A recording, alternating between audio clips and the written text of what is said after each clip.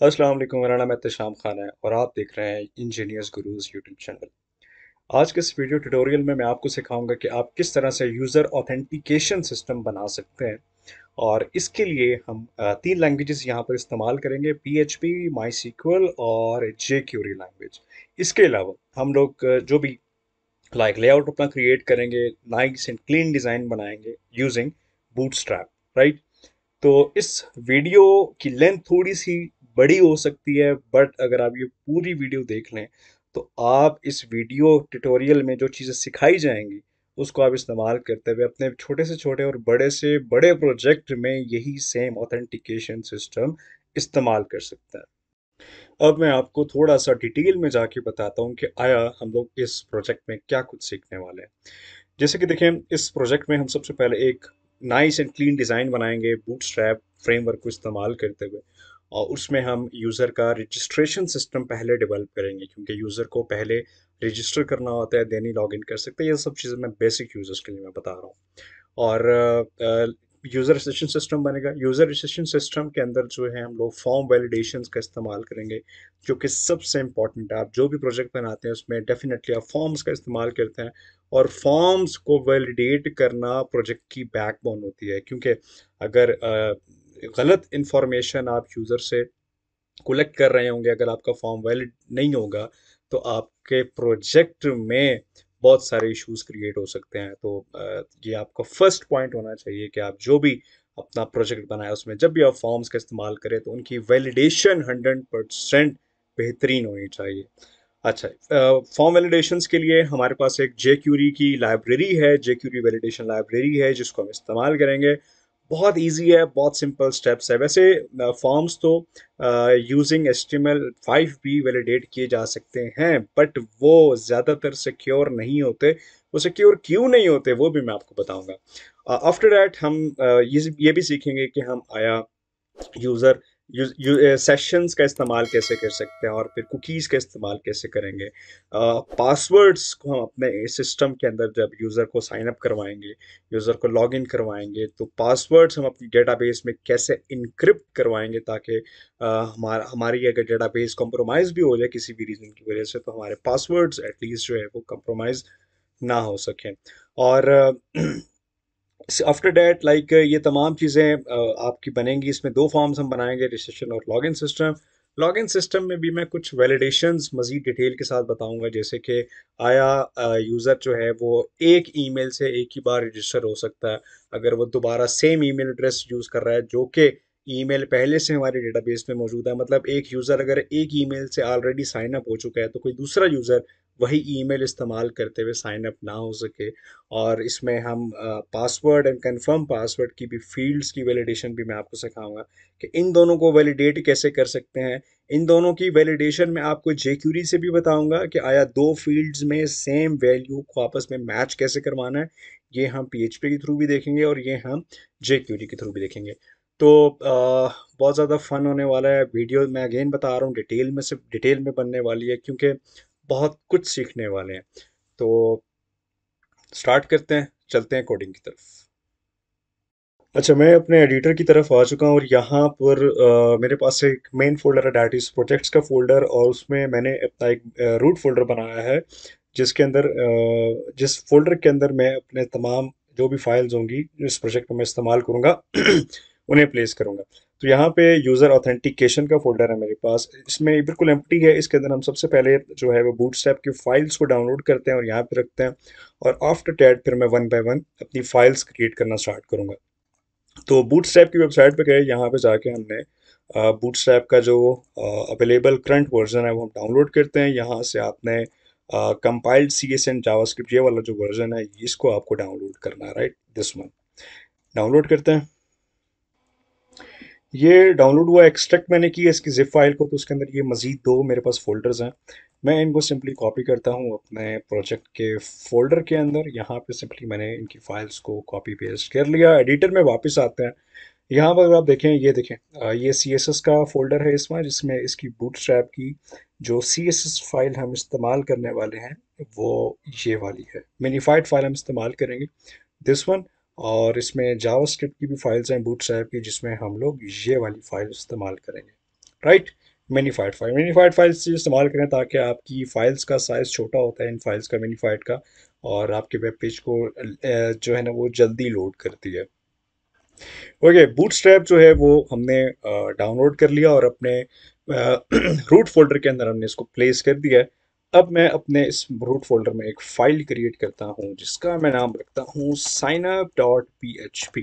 Right, okay, perfect. अब यहाँ पे हम HTML का सबसे पहले बेसिक स्ट्रक्चर क्रिएट करते हैं, थोड़ा सा साइज बड़ा कर लेते हैं। Right, this is better. अब मैंने यहाँ पे टाइटल दिया साइन अप, और मैं यहाँ पे कर देता हूँ कुछ इस तरह से। बूटस्ट्रैप की फाइल को, बूटस्ट्रैप की सीएसएस फाइल को लिंक करते हैं हम। सबसे पहले मैंने यहाँ पे क्या, और यहाँ पे जाके सीएसएस की फाइल है इसकी, जो कि मेरे सीएसएस के फोल्डर में है, और उस फाइल का नाम है bootstrap.min.css। ये मैंने इसको लिंक कर लिया। ठीक है जी, और टाइप भी आप डिफाइन करना चाहें तो कर सकते हैं। राइट, ये हमने कर लिया, और उसके बाद अब मैं यहाँ पे जो जावास्क्रिप्ट की फाइल है उसको भी मैं लिंक करूँगा। तो सोर्स और जेएस के फोल्डर में फाइल का नाम है bootstrap.min.js। ये दोनों फाइल्स जो हैं वो मैंने यहाँ पे लिंक कर ली हैं। अच्छा, एक फाइल मैं एक और लिंक करूँगा जो कि jQuery की फाइल होगी, जो कि बहुत ज़रूरी है, क्योंकि अगर आप jQuery या jQuery से रेलिवेंट आप काम करना चाहते हैं, jQuery लैंग्वेज को इस्तेमाल करना चाहते हैं, तो jQuery की जो मेन सोर्स फाइल होती है, आपको उसको लाजमी अपने स्क्रिप्ट में, अपने कोड में, अपनी फाइल में शामिल करना होता है। तो उसके लिए हमें क्या करना है, jQuery की वेबसाइट पे जाएंगे। jQuery की वेबसाइट पर यहाँ पर डाउनलोड बटन पे हम क्लिक करते हैं, और यहाँ पे है डाउनलोड द कंप्रेस्ड वर्जन हमें चाहिए, इस पर सिंपली क्लिक करते हैं। तो ये इसका तमाम कोड आपके सामने है। तो आपको सिंपल क्या करना है, इस फाइल के लिंक को आप कॉपी कर लें और अपनी यहाँ पर मेन फाइल में जाएं। अच्छा, मेक श्योर इसको बाकी जावास्क्रिप्ट की तमाम फाइल से ना हम ऊपर लिंक कर रहे होते हैं। ठीक है, ये इम्पॉर्टेंट है। हमने इस फाइल का पाथ यहाँ पर पेस्ट कर दिया। ठीक है जी, तो मतलब अगर फॉर एग्जांपल मैं आपको दोबारा बताता हूँ कि अगर फॉर एग्जांपल अगर आप लोग अपनी अपने कोड में मल्टीपल टाइप्स ऑफ जावास्क्रिप्ट की फाइल्स अगर आप शामिल करें, लेकिन उसमें jQuery की मेन फाइल पे आप डाल रहे हैं, तो jQuery की मेन फाइल को आपको सबसे टॉप पे रखना है, क्योंकि पहले उसको लोड करवाना है, देन बाकी स्क्रिप्ट आपको लोड करवाना है। ये हो गया। Right, this is working perfect. अब हम जो है यहाँ पर आके बूटस्ट्रैप में जो भी स्ट्रक्चर है, हमारा लेआउट है, हम उसको बनाना स्टार्ट करते हैं। जैसे कि हम सबसे पहले बॉडी के स्टार्ट होने के फ़ौरन बाद आपको जो है अपना कंटेनर क्रिएट करना है। तो मैंने कंटेनर की क्लास क्रिएट की, डिव कंटेनर, और कंटेनर में पहले हम ज़रा चेक करते हैं आया this is working, is it working, testing testing testing testing, safe, और रिफ्रेश करके चेक करते हैं इसको। बट हमें पेज ओपन करना है, signup.php लिखा मैंने।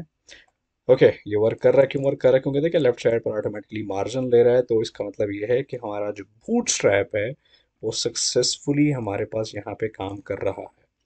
राइट, तो मुझे फॉर्म क्रिएट करना है सबसे पहले साइन अप का, तो मैं इसको ख़त्म करता हूँ, और अब यहाँ पर हम एक रो क्रिएट करते हैं। इस रो में हम सबसे पहले एक कॉलम लेते हैं, तीन कॉलम क्रिएट कर लेते हैं। Call MD4। ठीक है, ये मैंने एक कॉलम लिया और इसको मैं कॉपी कर लेता हूँ। अब ये तीन कॉलम्स हमारे बन चुके हैं। मतलब कि एक कॉलम आपके पास, एक कॉलम की डिव ये है, दूसरे कॉलम की ये है, और तीसरे कॉलम की आपके पास ये डिव है। ठीक है, और अब हम चूंकि दरमियान वाले कॉलम में काम करना चाहते हैं, मैं आपको एक दफ़ा डिटेल से ये करके दिखा देता हूँ। देखिए, फॉर एग्जांपल हमने एक ये कॉलम बनाया, और मैं अब इन कॉलम्स के डुप्लीकेट करता हूँ। राइट, ये तीन कॉलम्स मेरे बने हैं, मैं आपको चेक करवाता हूँ पहले। ये देखें, पहले हम इसको चेक करते हैं यहाँ पे जाके। राइट, देखें तीन कॉलम्स आपके बन चुके हैं, तो मुझे पहला कॉलम भी नहीं चाहिए, मुझे तीसरा कॉलम भी नहीं चाहिए, मैंने दरमियान वाले कॉलम में अपना साइन अप फॉर्म क्रिएट करना है। तो इसके लिए मैंने यहाँ पर ये किया था कि जो पहला कॉलम है उसको मैं बिल्कुल खाली कर देता हूँ इस तरह से, तीसरे कॉलम को भी मैं बिल्कुल खाली कर देता हूँ इस तरह से, और दरमियान वाले कॉलम में अब यहाँ पे मैं अपना फॉर्म क्रिएट करूँगा। ठीक है, बेस्ट तरीक़ेकार है। तो इसमें मैं सबसे पहले सेंटर में आता हूँ और सेंटर में आके मैं अपना जो लाइक या इस तरह से भी आप कर सकते हैं। बहुत बेहतर ये है कि आप फॉर एग्जांपल एक H2 की हेडिंग ले लेते हैं, हम इसमें लिखते हैं sign up, sign up now, right. Check करते हैं, रिफ्रेश, ये आपका सेंटर में आ रहा है। टेक्स्ट उसके डिव के सेंटर में नहीं आ रहा, तो मैं इसको कह देता हूँ, यहाँ पे क्लास लगाता हूँ। ये बूटस्ट्रैप की क्लास है। बूटस्ट्रैप की ट्यूटोरियल्स मेरे इस चैनल के ऊपर अवेलेबल हैं, आप लोग देख सकते हैं। क्लास का नाम है टेक्स्ट सेंटर। ये क्लास आपके टेक्स्ट को सेंटर कर देगी। अब ये बिल्कुल सेंटर हो चुका है। और अच्छा, अब मैं ये चाहता हूँ कि ये थोड़ा सा नीचे हो जाए, मतलब ये पूरा जो रो है, ये पूरी रो, ये पूरी थोड़ी सी रो नीचे हो जाए। तो जहाँ पर रो स्टार्ट हो रही है, रो के अंदर हम एक क्लास डिफाइन करते हैं M T. M T stand for margin top. Top से हम कहते हैं जी 5 का मार्जिन दे दो, तो ये थोड़ा सा देखें नीचे आ जाएगा, right. This is looking fine now. तो ये आपका जो है वो हेडिंग आ गई। अब हेडिंग जैसे ख़त्म हो रही है, हेडिंग के ख़त्म होने के फ़ौरन बाद अब हम यहाँ पे अपना लाइक फॉर्म स्टार्ट करेंगे। फॉर्म एक्शन ब्लैंक रखेंगे। मेथड हम इसका पोस्ट करेंगे, क्योंकि यूज़र इसमें अपना पासवर्ड फिलअप कर रहा है। तो ये फॉर्म जो है वो पोस्ट मेथड ही इस्तेमाल करना चाहिए, क्योंकि इसमें सेंसिटिव इंफॉर्मेशन जो है वो शामिल हो रही है, राइट। ये हो गया। उसके बाद अब हम यहाँ पर अपनी पहली डिव लेते हैं, फॉर्म ग्रुप। अच्छा, ये यूज़र ऑथेंटिकेशन के लिए बूटस्ट्रैप इज नॉट नेसेसरी। आप कस्टम CSS से भी कर सकते हैं, या कोई और फ्रेमवर्क यूज़ करना चाहें CSS का, वो भी कर सकते हैं। तो ये आपके अपने ऊपर टोटली डिपेंड कर रहा होता है। मैं चूंकि बूटस्ट्रैप का बहुत पुराना यूज़र हूँ, I love using bootstrap in my every project. That's why मैं रिकमेंड भी करता हूँ कि आप लोग बूटस्ट्रैप यूज़ करें। थोड़ा सा काम आपका जल्दी हो जाता है, ईजी हो जाता है, राइट। फॉर्म ग्रुप हमने बनाया।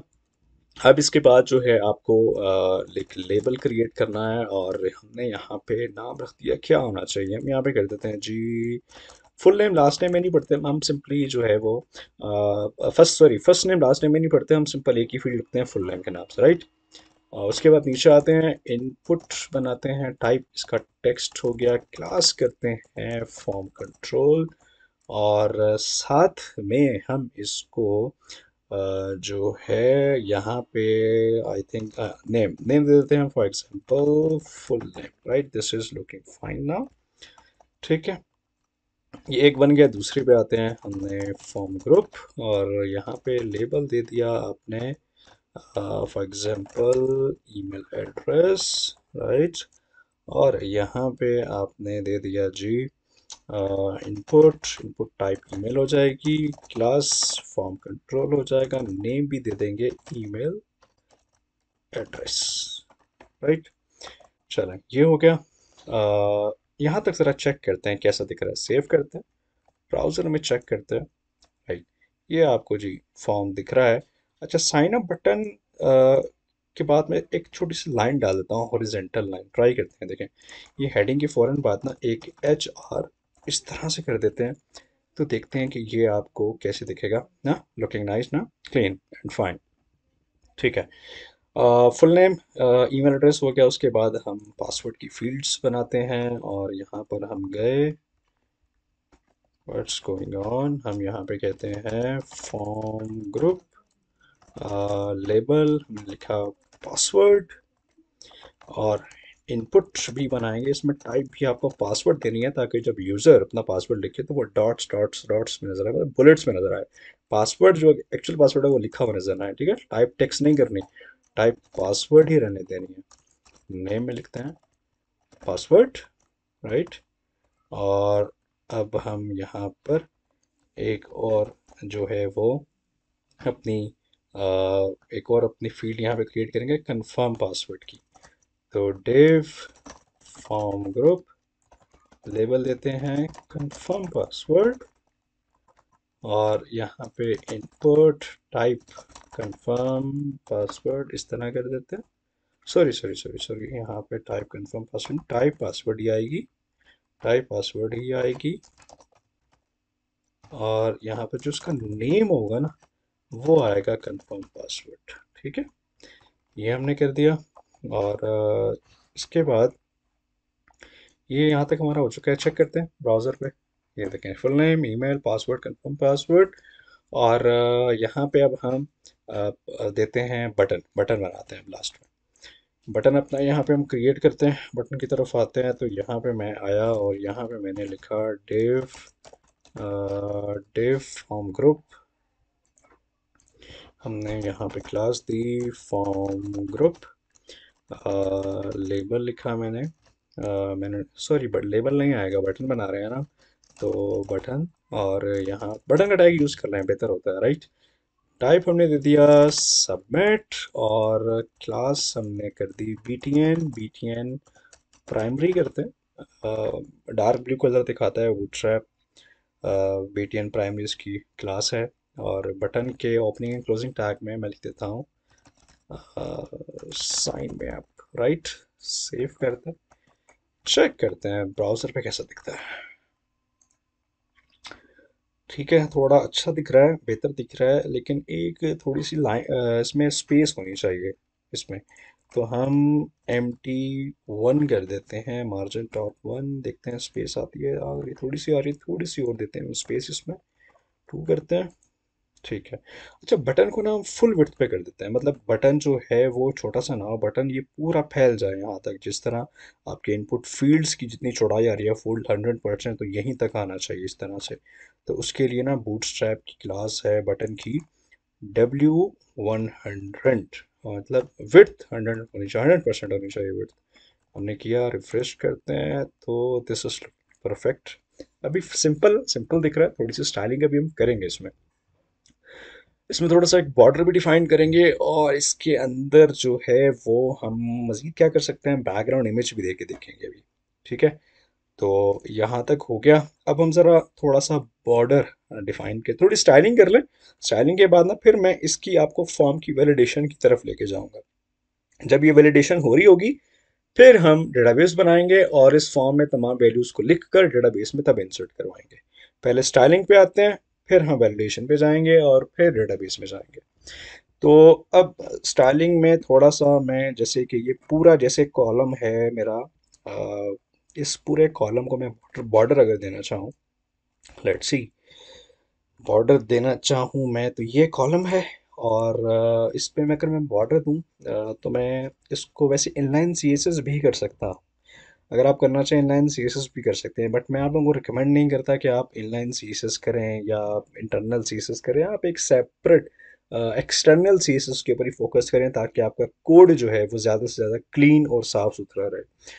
तो अब चूंकि ये बूटस्ट्रैप की एक सीसस की फाइल हम लोगों ने ऑलरेडी यूज़ की हुई है, तो मैं इसकी जो डिफ़ॉल्ट फाइल है उसमें तब्दीलियाँ करने की बजाय मेरे लिए बेहतर ये है, सूटेबल है, मैं रिकमेंड भी ये करता हूँ कि आप लोग अपनी एक सेपरेट सीसस फाइल भी साथ बना लें अपने प्रोजेक्ट में, ताकि आपको जो खुद कस्टम सीसस करनी हो वो आप उस फाइल में करते रहें। तो हमारे पास एक फ़ोल्डर ऑलरेडी मौजूद है सीसस के नाम से।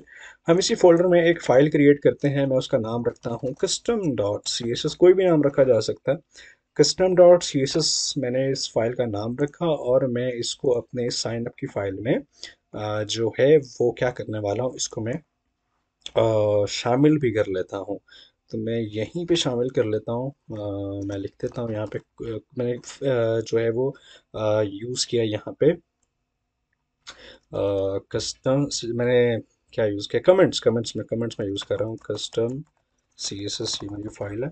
तो मैं अब इसको लिंक करता हूँ सी एस एस के फोल्डर में, फाइल का नाम है custom dot C S S और टाइप है जी text over C S S. ये हमने लिंक कर दी।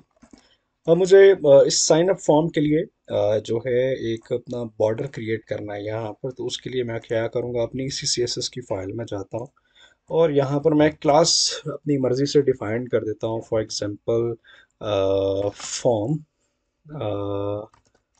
फॉर्म स्टाइल अपनी मर्ज़ी से लिख देते हैं क्लास का नाम। ठीक है, और मैंने यहाँ पे लिखा बॉर्डर चाहिए मुझे 2 पिक्सल का होना चाहिए सॉलिड में, और इसका कलर ब्लैक होना चाहिए, ब्लैक। ठीक है, चलें अब इस क्लास को हम अपने इस कॉलम के अंदर पुट कर देते हैं। इस तरह से, लेट्स सी के आता है कि नहीं आता है, रिफ्रेश करते हैं। राइट, हमें बॉर्डर दिख रहा है, मिल रहा है, ज़बरदस्त दिख रहा है। बॉर्डर की थिकनेस थोड़ी कम करते हैं, 1 पिक्सल कर देते हैं, बॉर्डर की थिकनेस रिफ्रेश, ठीक है। अच्छा, थोड़ी सी पैडिंग डालते हैं। देखिए आपका जो बटन है, बॉर्डर बटन का जो बॉटम बॉर्डर है वो बिल्कुल बॉर्डर के साथ टच हो रहा है ऊपर से। यहाँ पे साइन अप नाउ टेक्स्ट के ऊपर भी गैप कम है, तो हम इसके अंदर कहते हैं जी भाई साहब आप ये कर दो कि पैडिंग डाल दो 10 पिक्सल की, चारों तरफ पैडिंग आ जाएगी। 10 पिक्सल की चेक करते हैं, तो ये थोड़ा बेहतर हुआ, थोड़ा सा बेहतर हुआ, थोड़ा मज़ीद करते हैं। 20 पिक्सल, ये ठीक है, ये आ गया। मैं चाहता हूँ कि ये जो इसके कॉर्नर्स हैं वो राउंडेड हो जाएं, तो बॉर्डर रेडियस हम कर देते हैं 10 पिक्सल। रिफ्रेश, ओके, थोड़े से राउंडेड शेप में आ चुके हैं, ठीक हो रहा है। ये जी हमारा साइन अप फॉर्म जो है वो वैसे बन तो गया है, लेकिन जो एक लेआउट का जो सबसे एक अच्छी चीज़ होती है ना, वो आपकी वेबसाइट के अंदर ना आपका जो फॉन्ट स्टाइल होता है ना, वो बहुत ज़्यादा अट्रैक्ट कर रहा होता है। तो ये सिंपल बाय डिफ़ॉल्ट फ़ॉन्ट है, तो मैं ट्राई करता हूँ यहाँ पे कि अपना थोड़ा सा फ़ॉन्ट स्टाइल बेहतर करूँ। तो उसके लिए आप चले जाएँ fonts.google.com पे। यहाँ पर जाके मुझे दो फ़ॉन्ट्स बड़े पसंद है। जैसे कि एक पॉपिंस के नाम से फ़ॉन्ट है, ये वाला फ़ॉन्ट है, हम इसको भी इस्तेमाल कर सकते हैं। और जैसे एक मैं आपको एक और भी बताता हूँ, इस फ़ॉन्ट पे मैंने क्लिक किया। अब इस फ़ॉन्ट को आप जैसे कि फॉर एग्जांपल अगर आप देखें इस फ़ॉन्ट को, अगर आप सिंपली अपने नॉर्मल पैराग्राफ्स के लिए इस्तेमाल करना चाहते हैं, तो आप ये थिन वगैरह है या लाइट लाइट वाइट वाले जो भी ये फ़ॉन्ट स्टाइल्स हैं, आप इसमें से इनकी जो भी फैमिलीज़ हैं वो इस्तेमाल कर सकते हैं। बट अगर आप चाहते हैं कि इस फ़ॉन्ट को मैं हेडिंग्स के लिए इस्तेमाल करना चाहता हूँ, तो थोड़े से बोल्ड जो थिक है, आप उनको इस्तेमाल भी कर सकते हैं। यहाँ पे जैसे कि देखें ये हैं, ये हम हेडिंग्स के लिए इस्तेमाल कर सकते हैं। पैराग्राफ्स के लिए आप ये ऊपर वाले चूज़ कर सकते हैं। तो फॉर एग्जांपल मैं जैसे ये ले लें रेगुलर वाला, मैं ये वाला यूज़ करता हूँ अगर, तो मैंने इसको सेलेक्ट किया। सेलेक्ट करने के बाद मैं यहाँ पर आता हूँ, और यहाँ पर आने के बाद मुझे इसको बेसिकली इंपोर्ट करना है अपनी CSS फाइल के अंदर। तो मैं इंपोर्ट ऑप्शन सेलेक्ट किया, यहाँ से इसको मैं कॉपी करता हूँ और मैं अपनी CSS की फ़ाइल में जाऊँगा, और यहाँ जाके मैंने इसको सिंपल यहाँ पर ऐसे पेस्ट कर दिया। ठीक है, ये स्टाइल का टैग नहीं चाहिए मुझे, क्योंकि CSS की फ़ाइल में ही ऑलरेडी मैं यूज़ कर रहा हूँ। अच्छा, ये इंपोर्ट वाली जो चीज़ें हैं ना, वो ज़्यादातर हम लोग अपनी CSS की फ़ाइल में टॉप के ऊपर रखते होते हैं। यहाँ पे ये ज़रूरी नहीं है, बट बेहतर ये है कि आप इस तरह कर लें। ठीक है, तो ये फ़ॉन्ट मैंने एक ले लिया है। अब इस फ़ॉन्ट को इस्तेमाल कैसे करना है वो भी गूगल ने आपको नीचे बताया हुआ है। फ़ॉन्ट को इस्तेमाल करने के लिए आपको ये वाली जो CSS की प्रॉपर्टी है वो इस्तेमाल करनी है। तो ये कैसे इस्तेमाल करेंगे, जैसे कि फॉर एग्जांपल मैं कहता हूँ जी मेरे तमाम वेबसाइट में जहाँ जहाँ H2 की हेडिंग है, उसमें जो फ़ॉन्ट फैमिली है वो ये वाली होनी चाहिए। ठीक है, सिंपल जहाँ पर भी आपको यूज़ करना होगा फ़ॉन्ट, आपने ये फ़ॉन्ट फैमिली पॉपिंस आपने यहाँ पे दे दिया।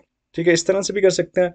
बट हाँ, अगर आप ये करना चाहें कि लाइक आप एक अपनी मर्ज़ी से क्लास बना लें इसी फ़ॉन्ट के नाम से, आप इसको क्लास का नाम यही रख दें पॉपिंस, और इसमें आप सिंपल ये यूज़ कर लें। मतलब अगर आपने जहाँ पर भी फॉर एग्जांपल पैराग्राफ है, H1 है, H2 H3 है, डिव है, किसी जगह पर भी अगर आपको ये फॉन्ट फैमिली इस्तेमाल करनी है, आप सिंपल यही क्लास अपनी उस डिव में, पैराग्राफ में, हेडिंग कोई भी किसी भी हेडिंग में डाल देंगे, तो ऑटोमेटिकली जो है यही फॉन्ट वहाँ पे अप्लाई हो जाएगा। ट्राई करके देखते हैं। देखिए मैंने, मेरे पास ये क्लास है, इस क्लास को मैं यहाँ पे ले लें। फॉर एग्जांपल मैं इस अपनी हेडिंग के अंदर ऐड करता हूँ। मैंने इस हेडिंग में ऐड किया पॉपिंस, तो ये आपका अप्लाई हो जाएगा। यहाँ पे रिफ्रेश करके देख करते हैं, ये देखें आपका जो फॉन्ट स्टाइल है वो यहाँ पे तब्दील हो चुका है। बटन को भी हम जो है वो अपना सेम जो है वो फॉन्ट, जो भी हमारा स्टाइल है, फॉन्ट फैमिली है, वही हम डिफ़ाइन कर देते हैं। तो इसमें भी हम यही क्लास जो पॉपिंस के नाम से ये अप्लाई करते हैं, ताकि बटन के ऊपर जो है वो हमारा जो टेक्स्ट है वो भी सेम पॉपिन स्टाइल का हो जाए। राइट।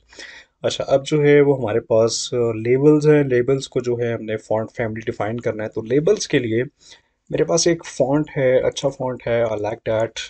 लेट्स सी वो गूगल में अवेलेबल है कि नहीं है। Yes, it is available. Montserrat के नाम से ये वाला फ़ॉन्ट है। क्लिक करते हैं, और लेबल के लिए हम इसमें I think light 300 it will be fine, तो हम यही वाले इस्तेमाल कर लेते हैं, या 400 के साथ जाते हैं।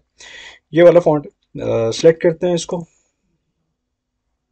ठीक है, यहाँ पर हम आए और इसमें पॉपिंस चूँकि हम ऑलरेडी इंपोर्ट कर चुके हैं तो हम पॉपिंस को यहाँ से रिमूव कर देते हैं। मॉन्टसेरेट पे आ गए, इंपोर्ट कॉपी किया, CSS की फाइल में इसको भी हम इंपोर्ट करते हैं। मैंने इंपोर्ट कर लिए, ठीक है।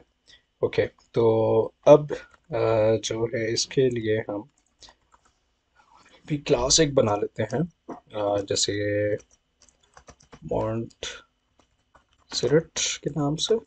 ये हमारे पास फॉन्ट फैमिलीज की भी आ गई, ठीक है। लेकिन अब यहाँ पर जो है वो आपको हर लेबल के अंदर जाकर एक क्लास डिफाइन करनी पड़ेगी। तो या तो ये भी हो सकता है कि जैसे मैं भी बता रहा हूँ कि आप इसको लेबल्स में जाएं और हर लेबल के अंदर जाकर एक क्लास डिफाइन करते चल रहे हैं इस तरह से। बट अगर आप जो है वो शॉर्टकट की तरफ जाना चाहें और आप सिंपली यहीं पर जाके लिख दें कि इधर जाके अपनी CSS की फ़ाइल में जाके सिंपल लिख दें कि जितने भी लेबल्स हैं मेरी HTML फाइल्स में उन सब के ऊपर ये फ़ॉन्ट फैमिली अप्लाई कर दिया जाए। तो इस तरह से भी किया जा सकता है। रिफ़्रेश करते हैं तो ये फ़ॉन्ट फैमिली देखिए आपकी चेंज हो चुकी है। अब इनके ऊपर मॉन्टसेरेट जो फ़ॉन्ट है वो अप्लाई हो चुका है। ठीक है जी, ये हमने कर लिया। और अब जो है हम ज़रा इसकी बैकग्राउंड इमेज की तरफ आते हैं कि हम अपने इस फॉर्म के ऊपर जो बैकग्राउंड इमेज होगी वो हमें क्या दिखानी है, कैसे दिखानी है, उसकी तरफ चलते हैं। गूगल इमेजेस में जाते हैं, यहाँ पे जाके हम लिखते हैं बैकग्राउंड इमेजेस। डिफरेंट बैकग्राउंड्स हैं इसमें, आप कोई भी लाइक ले सकते हैं। जैसे कि फॉर एग्जांपल ले रहे हैं, अगर मैं ये वाली इमेज अगर लेना चाहूँ तो चेक करते हैं इसका, इसको ओपन करते हैं, चेक करते हैं तो इसका जो साइज़ है वो हमें ज़रा थोड़ा बड़ा चाहिए। यहाँ पे तो ये वाली जो हमें इमेज है वो तो मिल नहीं रही जो अभी हमने देखी है, तो हम कोई और ट्राई करते हैं। ये पिक्चर मैंने डाउनलोड की है, इसको मैं अपने फोल्डर में लेके जाता हूँ। यहाँ पर इमेजेस के लिए भी हम एक सेपरेट फोल्डर रख लेते हैं ताकि तमाम हमारे जो भी इमेजेस होंगी वो एक सेपरेट फोल्डर के अंदर ही होगी। इसका मैं नाम थोड़ा सा आसान कर देता हूँ, मैं रख देता हूँ bg.jpg, राइट। ये जी पिक्चर मैंने डाउनलोड कर ली, अपने इमेजेस के फोल्डर में भी डाल दी है। ठीक है, अब हम अपने कोड पर आते हैं और मुझे अब यहाँ पर बैकग्राउंड चाहिए तो मैं यहीं पर ही डिफाइन कर देता हूँ कि जो भी मेरी बॉडी है HTML में उसके बैकग्राउंड पे मुझे इमेज चाहिए, ठीक है। और उसका जो भी हम पाथ है वो यहाँ पे डिफाइन कर लेंगे। इसमें अपना पाथ डिफाइन कर देते हैं कि CSS के फोल्डर से बाहर आके इमेजेस का फोल्डर है, इमेजेस के फोल्डर के अंदर bg.jpg के नाम से फाइल है। पाथ हमने डिफाइन किया, रिफ्रेश करते हैं तो ये इमेज हमारे पास आ गई है। बट इमेज जो है वो आपके पास जो है वो मतलब पूरी पूरे स्टाइल के साथ नहीं आई है, ठीक है, थोड़ी जूम होकर आ गई है। तो हम चाहते हैं कि कंप्लीटली सही तरीके से आए। तो उसके लिए फिर हम यहाँ पर कुछ CSS में प्रॉपर्टीज़ होती हैं बैकग्राउंड इमेज के लिए। जैसे कि एक हम लगाते हैं बैकग्राउंड साइज, साइज हम देते हैं कवर, ठीक है। रिफ्रेश करके देखते हैं कि कवर में कैसे आएगी। तो ये अब जो है वो पूरी जिस तरह की इमेज है उसी के स्टाइल के साथ हमारे पास जो है बिल्कुल सही तरीके से अभी आ रही है, ठीक है। काफ़ी बेहतर लग रहा है हमारा साइन अप फॉर्म अब। अच्छा चलें इसको ज़रा फिलअप करके चेक करते हैं। मैंने लिखा अपना नाम एहतशाम खान, और अगर आप यहाँ पे देखें, यहाँ पे जो मेरा टेक्स्ट का जो फॉन्ट आ रहा है वो थोड़ा सिंपल है, क्योंकि हेडिंग और हमारे लेबल्स का जो फॉन्ट है वो हमने थोड़ा स्टाइलिश कर दिया है। जो अंदर वाला टेक्स्ट है ना, इसको भी थोड़ा अगर आप बेहतर करना चाहें इसके फॉन्ट फैमिलीज़ की, तो उसके लिए हम CSS में जाएंगे और CSS में जाके हम यहाँ पे बताएंगे CSS को कि जितने भी इनपुट के टैग्स हैं उन सब के अंदर जो है वो फॉन्ट फैमिली, फॉर एग्जांपल हम ये वाली कर लेते हैं, पॉपिंस वाली ले लेते हैं, पॉपिंस वाली कर दी जाए।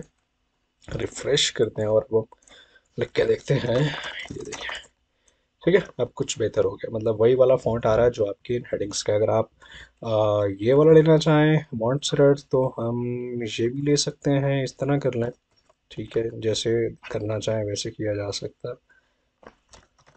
ये देखिए अब वही आ रहा है जैसे लेबल्स पर है, बिल्कुल उसी तरह से ही हम यहाँ पे ले रहे हैं। ठीक हो गया, तो ये हमारी जो स्टाइलिंग है वो यहाँ तक अब मुकम्मल होती है। अब हम आगे मूव ऑन करेंगे अपने फॉर्म की वैलिडेशन की तरफ। फॉर्म वैलिडेशन के लिए हम लोग यूज़ करेंगे jQuery की बेसिकली अपनी एक लाइब्रेरी है jQuery वैलिडेशन प्लगइन के नाम से। हम इसको इस्तेमाल करेंगे अपने फॉर्म्स को वैलिडेट करने के लिए। जैसे मैंने स्टार्टिंग में बताया था कि फॉर्म्स को आप वैलिडेट HTML5 की मदद से भी कर सकते हैं, बट वो इतना ज़्यादा सिक्योर नहीं है, उसे बाईपास किया जा सकता है। तो हम इस प्लगइन jQuery का जो ये प्लगइन है वैलिडेशन के लिए, हम इसको इस्तेमाल करते हुए जो है वो अपने फॉर्म्स को वैलिडेट करवा सकते हैं, और बहुत रियल टाइम में। मतलब फॉर एग्जांपल अगर यूज़र जो है वो आपके फॉर्म्स के ऊपर जो है वो अगर कुछ लिख रहा है, फॉर एग्जांपल अगर कोई फुल नेम की आपने फील्ड बनाई है, अगर यूज़र उसमें कुछ टाइप कर रहा है और जो है वो अगर आपने एक लिमिट लगाई है जी के मैक्सिमम इतने करेक्टर्स लिखे जा सकते हैं, जैसे ही वो करेक्टर्स एक्सीड करता है उसके रियल टाइम में ही वहीं पर ही एरर मैसेज शो करती है jQuery, बजाय इसके कि वो पूरा फॉर्म सबमिट करे या सबमिट करने लगे तब उसको एरर शो, फ़ौरन उसी वक्त के साथ साथ ही उसे एरर जो है वो डिस्प्ले होना स्टार्ट हो जाता है। तो चलें स्टार्ट करते हैं। अच्छा, अब हम सबसे पहले देखते हैं कि इसको हमने डाउनलोड कैसे करना है। थोड़ा सा स्क्रॉल डाउन करें और ये डाउनलोड बटन पर क्लिक करें। यहाँ पे आपको जो है वो ये जो ज़िप फाइल है इसकी, आपको इसको डाउनलोड करना है। जब भी आपके पास डाउनलोड हो जाए तो आप इसको एक्सट्रैक्ट करेंगे। ज़िप फाइल को एक्सट्रैक्ट करने के बाद आपको कुछ इस तरह से ये दिखने वाली है। इसमें काफ़ी सारे डेमो फ़ोल्डर्स भी हैं और मुख्तलिफ एग्जाम्पल या टेस्ट फाइल्स भी हैं, और कुछ डॉक्यूमेंटेशन भी है। बट आपको इसमें नहीं पढ़ना, आपको मैं डायरेक्टली बताता हूँ। बस हम ये डिस्ट्रीब्यूशन के फ़ोल्डर में जाएंगे और यहाँ पर हमारे जो काम की एक फ़ाइल है डैट इज़ jQuery.validate.js के नाम से, ये वाली फ़ाइल है। आपने सिंपली इस फाइल को कॉपी कर लेना है और जहाँ पर भी आपका प्रोजेक्ट का फ़ोल्डर है, उस प्रोजेक्ट के फ़ोल्डर में आप जाएं और यहाँ पे जो हमने जेएस का फ़ोल्डर बनाया था, इसमें हम सिंपली अपनी इस वैलिडेशन की फ़ाइल को पेस्ट कर देंगे। पेस्ट करने के बाद आप अपनी इस सिंपली फ़ाइल को जो है वो अपने जो आपकी पीएचपी की फ़ाइल है उसमें हम इसको लिंक करेंगे। सो हम आते हैं यहाँ पे और अपनी स्क्रिप्ट की फाइल में, यहाँ पे स्क्रिप्ट का जो टैग है हमने वो लगाया और सोर्स में हमने लिखा js स्लैश, इस फाइल का जो नाम है वो मैं यहाँ से सिंपली कॉपी कर लेता हूँ। परफेक्ट। ये आ गया जी। ये जो हमारा प्लगइन है jQuery वैलिडेशन का, ये प्लगइन हमने अपनी फाइल में इंटीग्रेट कर लिया है। और अब मैं आपको इसकी डॉक्यूमेंटेशन बताता हूँ कि आपने कहाँ जाके जो है वो बैक करते हैं वापस। डॉक्यूमेंटेशन में हम जाएंगे और डॉक्यूमेंटेशन में जाके हम चेक करेंगे कि आया हम इसको यूज़ कैसे कर सकते हैं। तो यहाँ पे कुछ एग्जांपल इसने दी हुई है, जैसे कि अगर आप यहाँ पे थोड़ा सा गौर करें, इसने अपने इस फॉर्म को एक आईडी असाइन कर दी है और यहाँ पे सिंपली एक स्क्रिप्ट का टैग है और उसमें उसने सिंपली जो फॉर्म को आईडी असाइन की हुई है वही आईडी उसने यहाँ पे मेंशन किया और उसको वैलिडेट का जो इसका फंक्शन है वो यहाँ पे कॉल किया हुआ है। तो यहाँ पर मतलब कि ये जो फॉर्म है ये सिर्फ रिक्वायर्ड फील्ड्स को रिक्वायर जो है वो उसकी वैलिडेशन कर रहा है। मतलब जैसे कि अगर आप देखें इस इनपुट की फील्ड में यहाँ पे रिक्वायर्ड है, यहाँ पे रिक्वायर्ड है, इसी तरह अगर आप देखें यहाँ पे भी रिक्वायर्ड है। तो मतलब इस फॉर्म को सिंपली वैलिडेट किया गया है कि इन तमाम फील्ड्स को फिलअप करना बेसिकली लाजमी है। लेकिन अगर हम इसमें लाइक डीप वैलिडेशन की तरफ चले जाएं, फॉर एग्जांपल मिनिमम लेंथ की जाए मैक्सिमम लेंथ की तरफ अगर हम चले जाएं, या इनपुट के अंदर सिर्फ नंबर लिखा जाए, अल्फ़ाबेट्स ना लिखे जाएं, तो उसके लिए आप अगर थोड़ा सा स्क्रॉल डाउन मज़ीद करें तो ये आपको मज़ीद बिल्ट इन वैलिडेशन के मेथड्स यहाँ पर बता रहा है। जैसे कि ये मिनिमम लेंथ है, ये नंबर है, मैक्स लेंथ है, ठीक है, यूआरएल है, डेट है, ये डिफरेंट आपको वैलिडेशंस दे रहा है। तो अगर इसमें से मैं फॉर एग्जांपल ले लें कि मैं अगर यहाँ पर लाइक मिनिमम लेंथ के ऊपर अगर मैं जाता हूँ, तो यहाँ पे हम थोड़ा सा स्क्रॉल डाउन करते हैं और नीचे आते हैं, देखें तो आपको इसने ये स्क्रिप्ट का जो टैग है, सॉरी कोड है, ये इसने स्क्रिप्ट प्रोवाइड किया हुआ है। इसको हम सिंपली कॉपी करते हैं और अपनी फाइल के बिल्कुल लास्ट में बॉडी के टैग क्लोज होने से पहले पहले हम यहाँ पर इसको सिंपली पेस्ट करते हैं। ठीक है। अच्छा, अब यहाँ पे सबसे एक इम्पॉर्टेंट चीज़ वो ये है कि ये वाला पार्ट हमें रिमूव कर देना है, क्योंकि ये सिर्फ डिबगिंग के लिए है सिर्फ आपने अगर वैलिडेशन चेक करनी है उसके लिए है, मतलब फॉर्म्स आपकी सबमिट नहीं करेगा, तो इस पार्ट की हमें ज़रूरत नहीं है, हम इस पार्ट को ख़त्म कर देंगे। ठीक है, तो ये कमेंट भी मैं ख़त्म कर देता हूँ, डेट्स फाइन।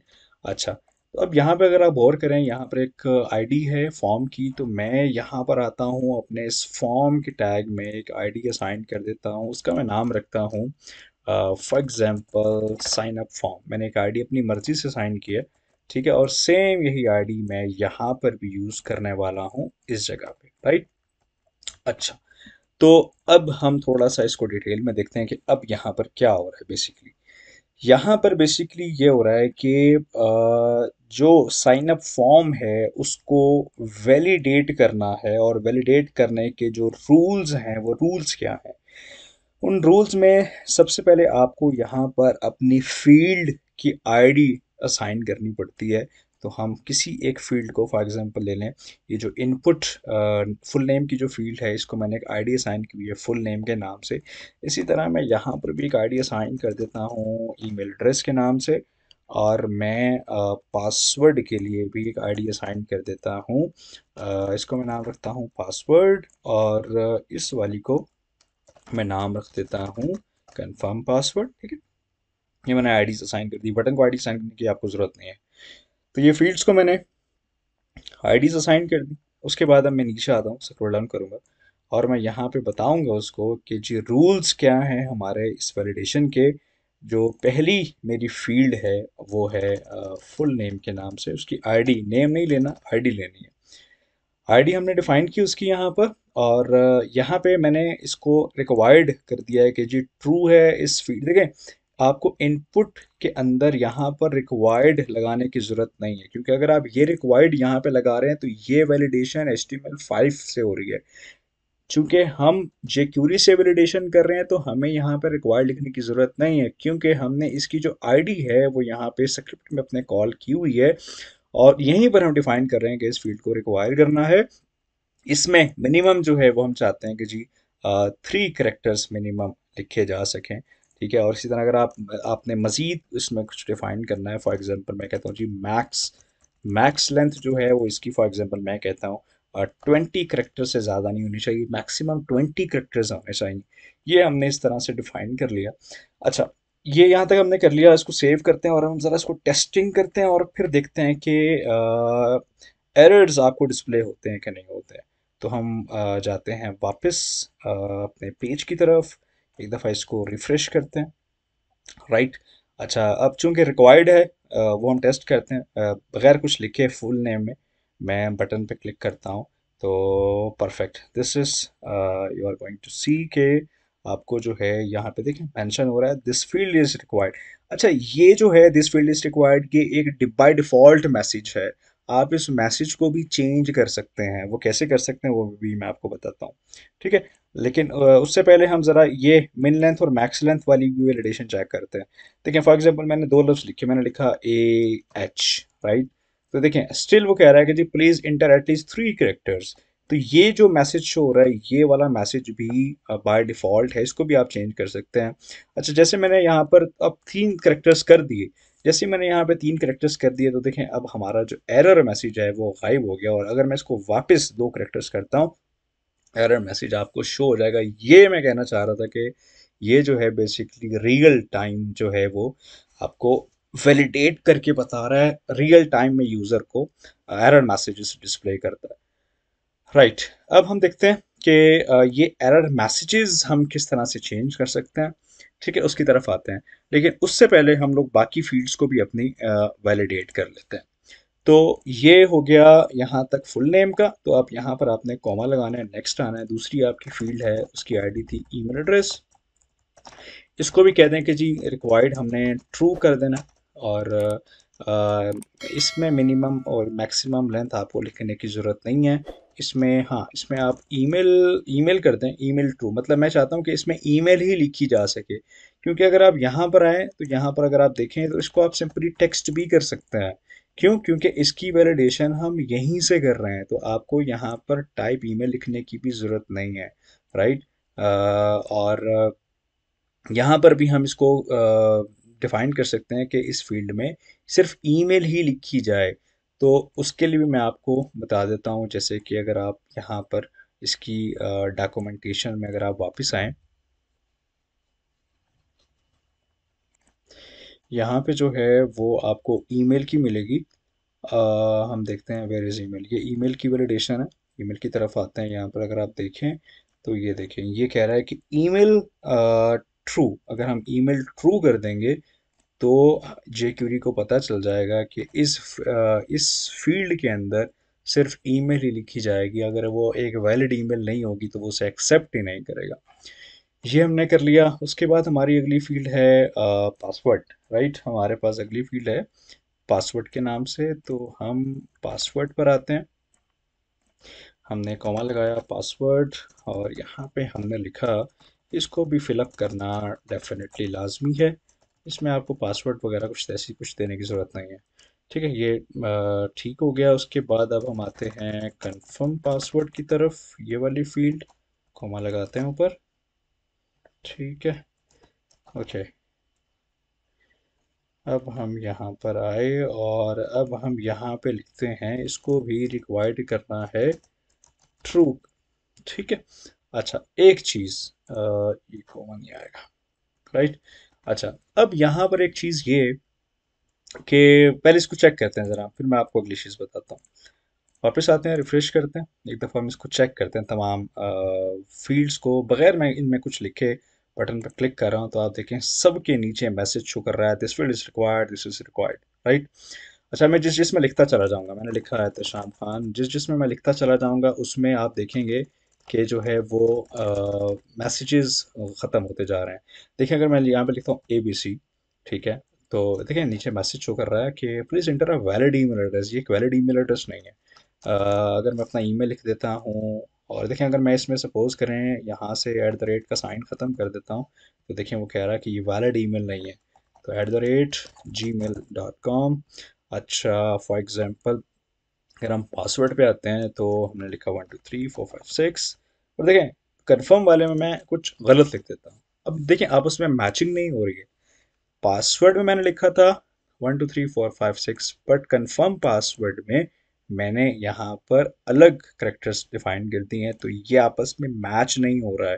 तो इनको भी हम आपस में दो, मतलब दो फील्ड्स के अंदर जो कंटेंट आपने लिखा है उनको भी आप आपस में मैच करवा सकते हैं। वो कैसे, वापस दिखाता हूँ मैं आपको। डॉक्यूमेंटेशन में आए, यहाँ पर अगर आप देखें तो ये आपको शो कर रहा है, देखिए इक्वल टू वाला, दिस वन, ये दिस वन, इक्वल टू पे आते हैं और यहाँ पर आके देखें, ये आपको बता रहा है कि आपने क्या करना है। आपने ये करना है कि इक्वल टू ये वाला जो है वो आपने प्रॉपर्टी यूज़ करनी है। कैसे करेंगे, देखें कंफर्म पासवर्ड में हमने डिफाइन करना है इक्वल टू किसके, ये वाली जो आईडी है, ये आईडी हम यहाँ पे डिफाइन कर देंगे। सिंपल, मतलब कि ये वाली जो फील्ड है, इस फील्ड के अंदर जो चीज़ भी लिखी जाएगी वो इक्वल टू होनी चाहिए किस वाली फील्ड के, इस वाली फील्ड के, ये वाली फील्ड के। राइट। अब हम इसको ज़रा चेक करके देखते हैं। सेव करता हूँ मैं फाइल और यहाँ से रिफ्रेश करते हैं। चलें फिलअप करते हैं। मैंने लिखा है तशाम खान, ईमेल मैंने कोई भी डिफाइन कर दिया, और पासवर्ड में देखिए मैं लिखता हूँ 1 2 3 4 5 6, और यहाँ पे मैं लिखता हूँ 11 22 23। राइट। देखिए वो कह रहा है please enter the same value again, मतलब ये आपस में मैच नहीं कर रहा। तो अगर मैं इसमें भी सेम अब मैचिंग करवा देता हूँ, मैं लिखता हूँ 1 2 3 4 5 6, देखें दोनों चीज़ें मैच कर गई। तो अब एरर मैसेज जो है वो आपका गायब हो गया। ठीक है, तो अब हमें जो बेसिकली ये मैसेज शो हो रहे हैं, ये तमाम जो मैसेजेस हैं वो हमें जो ये डिस्प्ले हो रहे हैं, वो तमाम के तमाम जो मैसेजेस हैं वो आपके बाय डिफ़ॉल्ट है। अगर आप इन मैसेजेस को चेंज करना चाहें तो क्या करना पड़ेगा, देखें जहाँ पर हमारे रूल्स ख़त्म हो रहे हैं, रूल्स हमारे ख़त्म हो रहे हैं लाइन नंबर 80 पर, यहीं पर कोमा लगाएं और आप नीचे लिख दें मैसेजेस।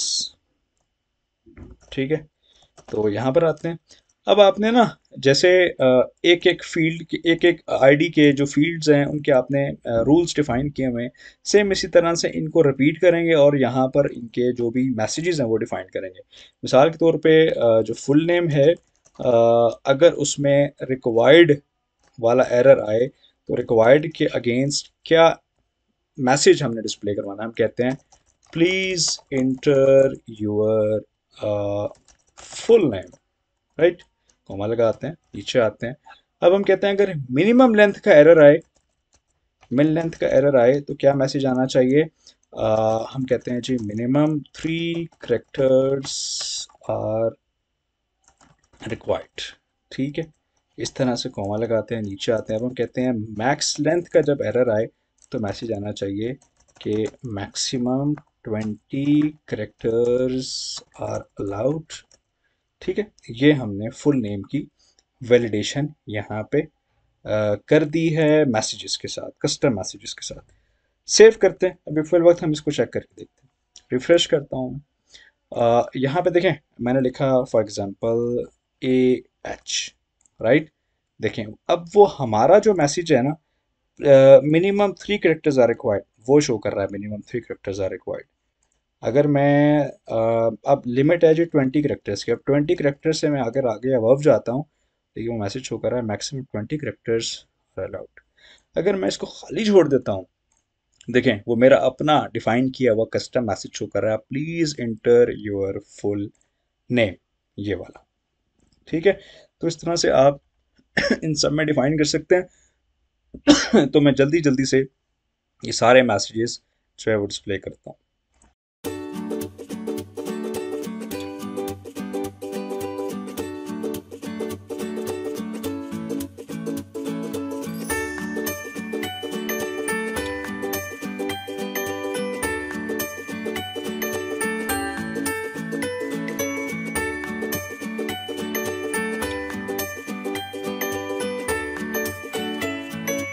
अच्छा ये तमाम हो गए हैं। अब मैं ज़रा इनको रिफ़्रेश करता हूँ, चेक करता हूँ। देखते हैं क्या हमें कस्टम मैसेज शो होते हैं। देखिए परफेक्टली शो हो रहा है कि अपना मुकम्मल नाम लिखें और ईमेल अपना डिफ़ाइन करें, कोई भी डिफ़ाइन कर लें। पासवर्ड मैं कहता हूँ 1 2 3 4 5 6। अगर मैं यहाँ पे चेंज करता हूँ देखिए वो कह रहा है your both passwords are not matching. मेरी अपनी मर्ज़ी का जो मैसेज है वो यहाँ पे डिस्प्ले कर रहा है 1 2 3 4 5 6। अच्छा डेटा जो है वो हमारा यहाँ पर वैलिडेट हो चुका है। एक तो jQuery के साथ वैलिडेशन हो गई और अब हम दूसरी जो वैलिडेशन करेंगे वो PHP लैंग्वेज के साथ करेंगे। तो जब अब हमें जो नेक्स्ट करना है वो ये करना है कि PHP लैंग्वेज को इस्तेमाल करना है, इस फॉर्म को PHP की मदद से भी वैलिडेट करवाना है, ताकि सपोज अगर jQuery की वैलिडेशन भी अगर किसी तरह बाईपास हो जाए, कोई कर ले, तो हमारे पास जो सेकंड वैलिडेशन है वो हमारे पास यहाँ पर लाजमी होनी चाहिए।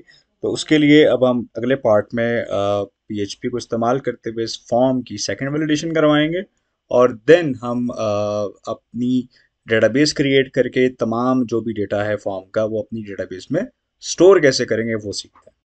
अच्छा डेटाबेस के लिए हम जाते हैं लोकल होस्ट /php माई एडमिन। यहाँ पे हम सबसे पहले डेटाबेस क्रिएट करते हैं। फॉर एग्जांपल मैंने डेटाबेस का नाम रखा है इंजीनियर्स गुरुज और उस डेटाबेस के अंदर मैं सबसे पहले एक टेबल अपना क्रिएट करता हूँ। उस टेबल का मैं नाम रख लेता हूँ फॉर एग्जांपल लाइक यूज़र्स, क्योंकि सॉरी यूज़र्स, क्योंकि मुझे जो भी अपने इस फॉर्म के अंदर फिलअप करके सबमिट करना है, मतलब जो भी यूज़र मेरा अकाउंट क्रिएट करे इस फॉर्म की मदद से, वो तमाम डेटा जो है मुझे यूज़र्स के टेबल में रिसीव होना चाहिए। तो इसमें हमारे पास फील्ड्स हैं 4, लेकिन क्योंकि पासवर्ड एक ही दफ़ा आपको स्टोर करवाना है, कंफर्म पासवर्ड को स्टोर करवाने की ज़रूरत नहीं होती। तो हमें 3 कॉलम्स बनाने हैं, full name, email, password, 3 columns ये। और एक जो चौथा कॉलम होगा वो आपका आईडी के लिए होगा जो आपकी प्राइमरी की कहलाएगी। तो हम 4 यहाँ पे कॉलम्स क्रिएट करेंगे। मैंने नाम रखा फॉर एग्जांपल यूज़र आईडी, दूसरा मैंने रखा यूज़र फुल नेम, फिर मैंने यहाँ पे रखा यूज़र पासवर्ड एंड लास्ट में हम कर देते हैं यूज़र ईमेल, ठीक है। तो ये मेरे पास 4 कॉलम्स हो गए। और उस पर इनकी मैं टाइप्स डिफाइन करता हूँ। आईडी को मैं इंटीजर रहने दूंगा। फुल नेम जो है वो मेरा वॉर्चर होगा और इसमें मैं करेक्टर्स की लिमिट लगा देता हूँ। For example 15 is more than enough. Password जो है उसको भी मैं वॉचर करूँगा, इसको मैं फॉर एग्जांपल 100 कर देता हूँ, और ईमेल को भी मैं वॉचर करके 100 कर देता हूँ। मतलब ये नंबर ऑफ करेक्टर्स, कितने करेक्टर्स की जो लेंथ होगी वो आपने डिफाइन कर दी। इंटीजर में आपको डिफाइन करने की ज़रूरत नहीं होती, बट जहाँ पर आप वॉचर टाइप सेलेक्ट करते हैं अपने कॉलम्स की, उसमें आपको लेंथ और वैल्यूज़ डिफाइन करना लाजमी होता है। अब चूंकि हमें पहले वाला जो कॉलम है यूज़र आईडी, इसको प्राइमरी की करना है, तो उसके लिए यहाँ पर एक ऑप्शन होता है ऑटो इंक्रीमेंट के नाम से।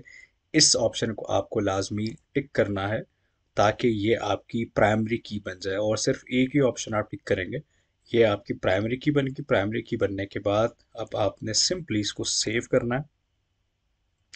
तो ये आपका जो टेबल है वो तैयार हो चुका है, जिसमें हमारे पास ये 4 कॉलम्स हैं। ठीक है, अगर आप इसमें लाइक ऊपर नीचे करना चाहें, लाइक ऑर्डरिंग चेंज करना चाहें अपने कॉलम्स की, तो वो भी कर सकते हैं। मिसाल के तौर पे मूव कॉलम्स पे आप क्लिक करेंगे, यहाँ से हम कहते हैं जी ईमेल वाला ऊपर हो जाए और जो है पासवर्ड वाला नीचे हो जाए, सिंपली दिस। तो ये इस तरह से इनकी सॉर्ट ऑर्डरिंग हो जाएगी। ठीक है, तो ये हमने कर लिया। अब मतलब डेटाबेस हमारी बन चुकी है, टेबल आपका बन चुका है। अब हम आते हैं अपने पीएचपी की तरफ। अपनी फाइल में पीएचपी का कोड करेंगे, और उसकी मदद से जो भी हम अपने इस फॉर्म के ऊपर फिलअप करेंगे, वो सारा रिकॉर्ड्स है वो हमारी इस डेटाबेस में इंसर्ट होना चाहिए। पीएचपी फाइल में चलते हैं जिसका नाम है साइन अप डॉट पीएचपी। इस फाइल में आने के बाद अब यहाँ पर आपको सबसे पहले जो है आपको अपना कनेक्शन क्रिएट करना होता है। कनेक्शन बेसिकली क्या होता है कि जब हम पीएचपी लैंग्वेज को, जो हमारी डेटाबेस लैंग्वेज होती है माई सीक्वल, जब हम उन दोनों को आपस में कनेक्ट करते हैं, तो उसके लिए आपको बीच में एक ब्रिज क्रिएट करना पड़ता है, कनेक्शन आपको क्रिएट करना पड़ता है, जिसकी मदद से पीएचपी लैंग्वेज जो है वो माई एसक्यूएल जो डेटाबेस लैंग्वेज है उसके साथ कनेक्ट होती है, और जो भी आपका डेटा है वो ट्रांसफ़र हो सकता है। तो कनेक्शन क्रिएट करने के लिए या तो हम अपनी इसी साइन अप डॉट पी की फ़ाइल में ही कनेक्शन क्रिएट कर लें, या अदरवाइज जो उसकी बेस्ट प्रैक्टिस है वो ये है कि आप एक सेपरेट पीएचपी की फ़ाइल बनाएं, उसमें अपनी डेटाबेस का कनेक्शन क्रिएट करें, और देन उसको आप इंक्लूड कर लें। वो कैसे करते हैं? बहुत सिंपल है। आपने अपने इसी फोल्डर के अंदर एक न्यू फाइल क्रिएट करनी है। इसका नाम हमने रखना है फॉर एग्जांपल db.php, मैंने रख दिया। ये ज़रूरी नहीं है, आप अपनी मर्ज़ी से अपनी चॉइस के हिसाब से भी रख सकते हैं, बट रेलिवेंट रखना है ताकि हमें पता हो कि जी ये हमारी डेटाबेस कन्फिगरेशन फाइल है। पीएचपी के टैग्स यहाँ पे लगाए हमने, और यहाँ पे अब हम अपनी मर्ज़ी से एक वेरिएबल लेते हैं। फॉर एग्जांपल मैंने यहाँ पर इस वेरिएबल का नाम रखा है like db con is equal to, मैं यहाँ पर फंक्शन अपना लिखूँगा my SQL underscore connect. इस फंक्शन के अंदर आपको जो है वो अपने जो वैल्यूज़ हैं, 4 वैल्यूज़ हैं जिन्हें आप 4 पैरामीटर्स भी कहते हैं, आप वो डिफ़ाइन करेंगे। फर्स्ट पैरामीटर में आपको अपना होस्ट नेम लिखना होता है, तो आपका होस्ट नेम है लोकल होस्ट। आपको अपनी डेटाबेस का यूज़र नेम लिखना होता है। यूज़र नेम आपकी डेटाबेस का रूट है। जब हम जैम्प यूज़ कर रहे होते हैं तो डिफ़ॉल्ट यूज़र नेम आपका रूट होता है। पासवर्ड हमारा कुछ भी नहीं है, तो पासवर्ड वाले इस पैरामीटर में आप कुछ भी डिफाइन नहीं करेंगे, सिंगल कोट्स ऐसे ही खाली रहने देंगे। इसमें आप स्पेस भी नहीं देंगे, वरना ये भी आपका पासवर्ड में कंसीडर हो सकता है। कॉमा करें, लगाएं, और चौथे पैरामीटर में आपको डेटाबेस का नाम डिफाइन करना होता है। डेटाबेस जो आपने बनाई है अभी, वो इंजीनियर्स गुरुज के नाम से बनाई थी, ये भी मैं आपको दिखा भी देता हूँ। ये देखिए, ये आपने डेटाबेस अपनी क्रिएट की हुई है इंजीनियर्स गुरुज के नाम से। तो ये हमने यहाँ पे चारों पैरामीटर्स की वैल्यूज़ जो है वो हमने यहाँ पे डिफाइन कर दी। ठीक है जी, डेट्स इट। ये हमारा कनेक्शन यहाँ पे क्रिएट होगा। मज़ीद मैं इसकी डिटेल में भी नहीं जाऊँगा, वरना काफ़ी लेंथी हो जाएगा। तो ये हमने कनेक्शन अपना क्रिएट कर लिया है। अब हम आते हैं अपनी साइन अप डॉट पी की फ़ाइल में, और साइन अप डॉट पी की फ़ाइल में अपनी जो डीबी की फ़ाइल है इसको इंक्लूड करेंगे, शामिल कर लेंगे। तो उसके लिए हम आते हैं स्टॉप पे, और मैंने यहाँ पे लिखा इंक्लूड। इंक्लूड करना है, किसको इंक्लूड करना है? db.php फाइल को। मतलब db.php फाइल के अंदर जो कुछ भी है वो तमाम का तमाम ऑटोमेटिकली यहाँ पर शामिल हो जाएगा, इंक्लूड हो जाएगा, राइट हो जाएगा। ठीक है, ये जो इंक्लूड फंक्शन है, रिक्वायर फंक्शन होते हैं, इस तरह के ये तमाम चीज़ें मैंने अपनी पीएचपी का जो प्लेलिस्ट है, कोर्स है, उसमें बहुत डिटेल से बताई हुई है। तमाम चीज़ें आप उसमें वहाँ से भी कवर कर सकते हैं, ये तमाम बेसिक्स चीज़ें। तो ये मैंने यहाँ पे इसको कंप्लीट किया। मतलब अब जो कनेक्शन है डेटाबेस का और पीएचपी लैंग्वेज का वो आपस में क्रिएट हो चुका है। तो अब हम आएंगे इस फॉर्म की इस फॉर्म को डायनामिक बनाएंगे, क्योंकि अभी जो आपका ये फॉर्म है बिल्कुल स्टैटिक है। यहाँ पर आप कुछ भी लिख के सबमिट करें, वो मतलब कि वो कहीं पर भी स्टोर नहीं हो रहा, बिल्कुल ख़त्म हो जाता है, गायब हो जाता है वो। टोटली आपका जो फॉर्म है बिल्कुल स्टैटिक फॉर्म है, ये डायनामिक नहीं है। तो उसको डायनामिक करने के लिए we are going to use PHP language here. तो वो कैसे करेंगे, बहुत सिंपल है। आपने सबसे पहले यहाँ पर आ जाएं। अच्छा, अक्सर लोग जो है वो फॉर्म के टैग से पहले भी यहाँ पर भी कोड कर लेते हैं। इस फॉर्म का जो पीएचपी कोड होगा वो यहाँ पर भी आप कर सकते हैं। अगर आप टॉप पे करना चाहें, आप टॉप पे भी कर सकते हैं, आपकी अपनी चॉइस है। तो फॉर एग्जांपल हम यहीं पर ऊपर ही टॉप पे कोड करते हैं इसका। हम लिखते हैं इफ़, कि अगर। सबसे पहले आपने अपनी जो इफ़ कंडीशन है वो यहाँ पे लगाई। अब इफ़ कंडीशन में क्या लिखना है, अब मैं आपको थोड़ा सा डिटेल में एक्सप्लेन करता हूँ। देखिए, हम ये चाहते हैं कि जब हम इन तमाम वैल्यूज़ में जो भी इंफॉर्मेशन है, जब हम वो अपनी लिख लें, तो इंफॉर्मेशन तमाम लिखने के बाद जब हम इस बटन पे, इस ब्लू बटन पे जब हम क्लिक करें, तब जो डेटा है वो आपका डेटाबेस में स्टोर होना चाहिए। तो कब होना चाहिए, जब फॉर्म में डेटा लिखने के बाद जब इस बटन पे क्लिक किया जा रहा है। तो शर्त हमारी ये बटन है कि जब इस बटन को प्रेस किया जाए तब फॉर्म आपका सबमिट हो, उससे पहले नहीं होना चाहिए। तो उसके लिए हम क्या कर रहे हैं, यहाँ पर हमने देखा कि जो हमारे बटन का नेम है, बटन का नेम हमने नहीं दिया। बटन का नेम अब हम यहाँ पे दे देते हैं। फॉर एग्जांपल हम बटन का नाम सबमिट लिख देते हैं, कुछ भी लिखा जा सकता है, आपकी अपनी चॉइस है। तो हमने बटन का नाम लिखा है सबमिट, और इस सबमिट बटन को यहाँ पर हम कॉल करेंगे, क्योंकि जो पीएचपी लैंग्वेज है ना, वो आपकी तमाम फॉर्म की जो फील्ड्स होती हैं उनको उनके नेम से कॉल करता है। मतलब पीएचपी को अगर इस इनपुट, ये जो नेम वाली इनपुट है, अगर उसको कॉल करना है तो वो उसके अंदर जो हमने इसका नाम लिखा हुआ है, फुल नेम, इससे वो कॉल करता है। जैसे हमें किसी को भी बुलाना है, हम उसके नाम से बुलाते हैं। तो सेम इसी तरह पीएचपी लैंग्वेज जो है वो आपकी फील्ड्स को उनके नेम से कॉल करती है। तो नेम आपको सब में देना लाजमी होता है। तो हमने इसी तरह यहाँ पे जो है वो अपने जो हमारा बटन है उसका जो नाम है वो सबमिट है। तो अब हमने यहाँ पे कंडीशन में, देखिए मैं दोबारा से ये कोड लिखता हूँ। मैंने यहाँ पर लिखना है बेसिकली कि इफ़, कि अगर इस सेट वैलिडेट किया जाए, किस चीज़ को वैलिडेट किया जाए, डॉलर पोस्ट। अब डॉलर पोस्ट हमने क्यों लिखा, डॉलर पोस्ट हमने इसलिए लिखा है क्योंकि फॉर्म का जो मेथड है वो आपका पोस्ट है। इसकी डीप डिटेल जो है वो मेरे उसी कोर्स में अवेलेबल है पीएचपी के। तो इस फॉर्म का जो मेथड हमने ये डिफाइन किया, अगर वैलिडेट करे पोस्ट मेथड में क्या, बटन का नाम। बटन का नाम क्या है, सबमिट। मतलब इस इफ कंडीशन का सिंपल मतलब ही हो रहा है कि अगर सबमिट जो बटन है वो वैलिडेट करे, वैलिडेट करने से मुराद ये है कि जब इस बटन पर क्लिक किया जाए, जब बटन ये प्रेस किया जाए, तब जो चीज़ें भी हमने मतलब जो भी काम, जो भी प्रोग्राम हमने एग्जीक्यूट करवाना है, वो आप अपनी इस करली ब्रैकेट के अंदर यहाँ पर आप डिफाइन कर देंगे कि शर्त यह आ गई कि अगर बटन प्रेस किया जाए तब हमने क्या करना है। राइट, ये हो गया। तो अब हमें नेक्स्ट ये करना है कि जब बटन पे क्लिक किया जाए तो अब हमने इन चारों फील्ड्स की जो वैल्यू है उसे अपने वेरिएबल्स में स्टोर कर रहा है। आपको पता है पीएचपी में हम डेटा जो है वो वेरिएबल्स में स्टोर करते हैं। तो हमने, हमारे पास जितनी भी फील्ड्स हैं, अब इन सब फील्ड्स के हम अलग अलग वेरिएबल्स क्रिएट कर लेंगे। फॉर एग्जांपल हमने लिखा full name is equal to dollar underscore post, और इस फुल नेम की इनपुट का नाम भी सेम है फुल नेम के नाम से ही है। तो हमने यहाँ पे इस तरह से डिफाइन किया और एंड में सेमी कॉलन लगाया। राइट, इसी तरह मैं करता हूँ email address dollar underscore post, email address. फिर है हमारे पास पासवर्ड पोस्ट, पासवर्ड। फिर है हमारे पास confirm password post, confirm password. ठीक है, इनको एक दफ़ा चेक भी कर लेते हैं। पासवर्ड और कंफर्म पासवर्ड को, यहाँ पे नाम है इसका पासवर्ड, इस वाले का नाम है कंफर्म पासवर्ड, ठीक है। और इसका नाम है ईमेल एड्रेस। तो ये हमारे सारे सेम टू सेम हो गए।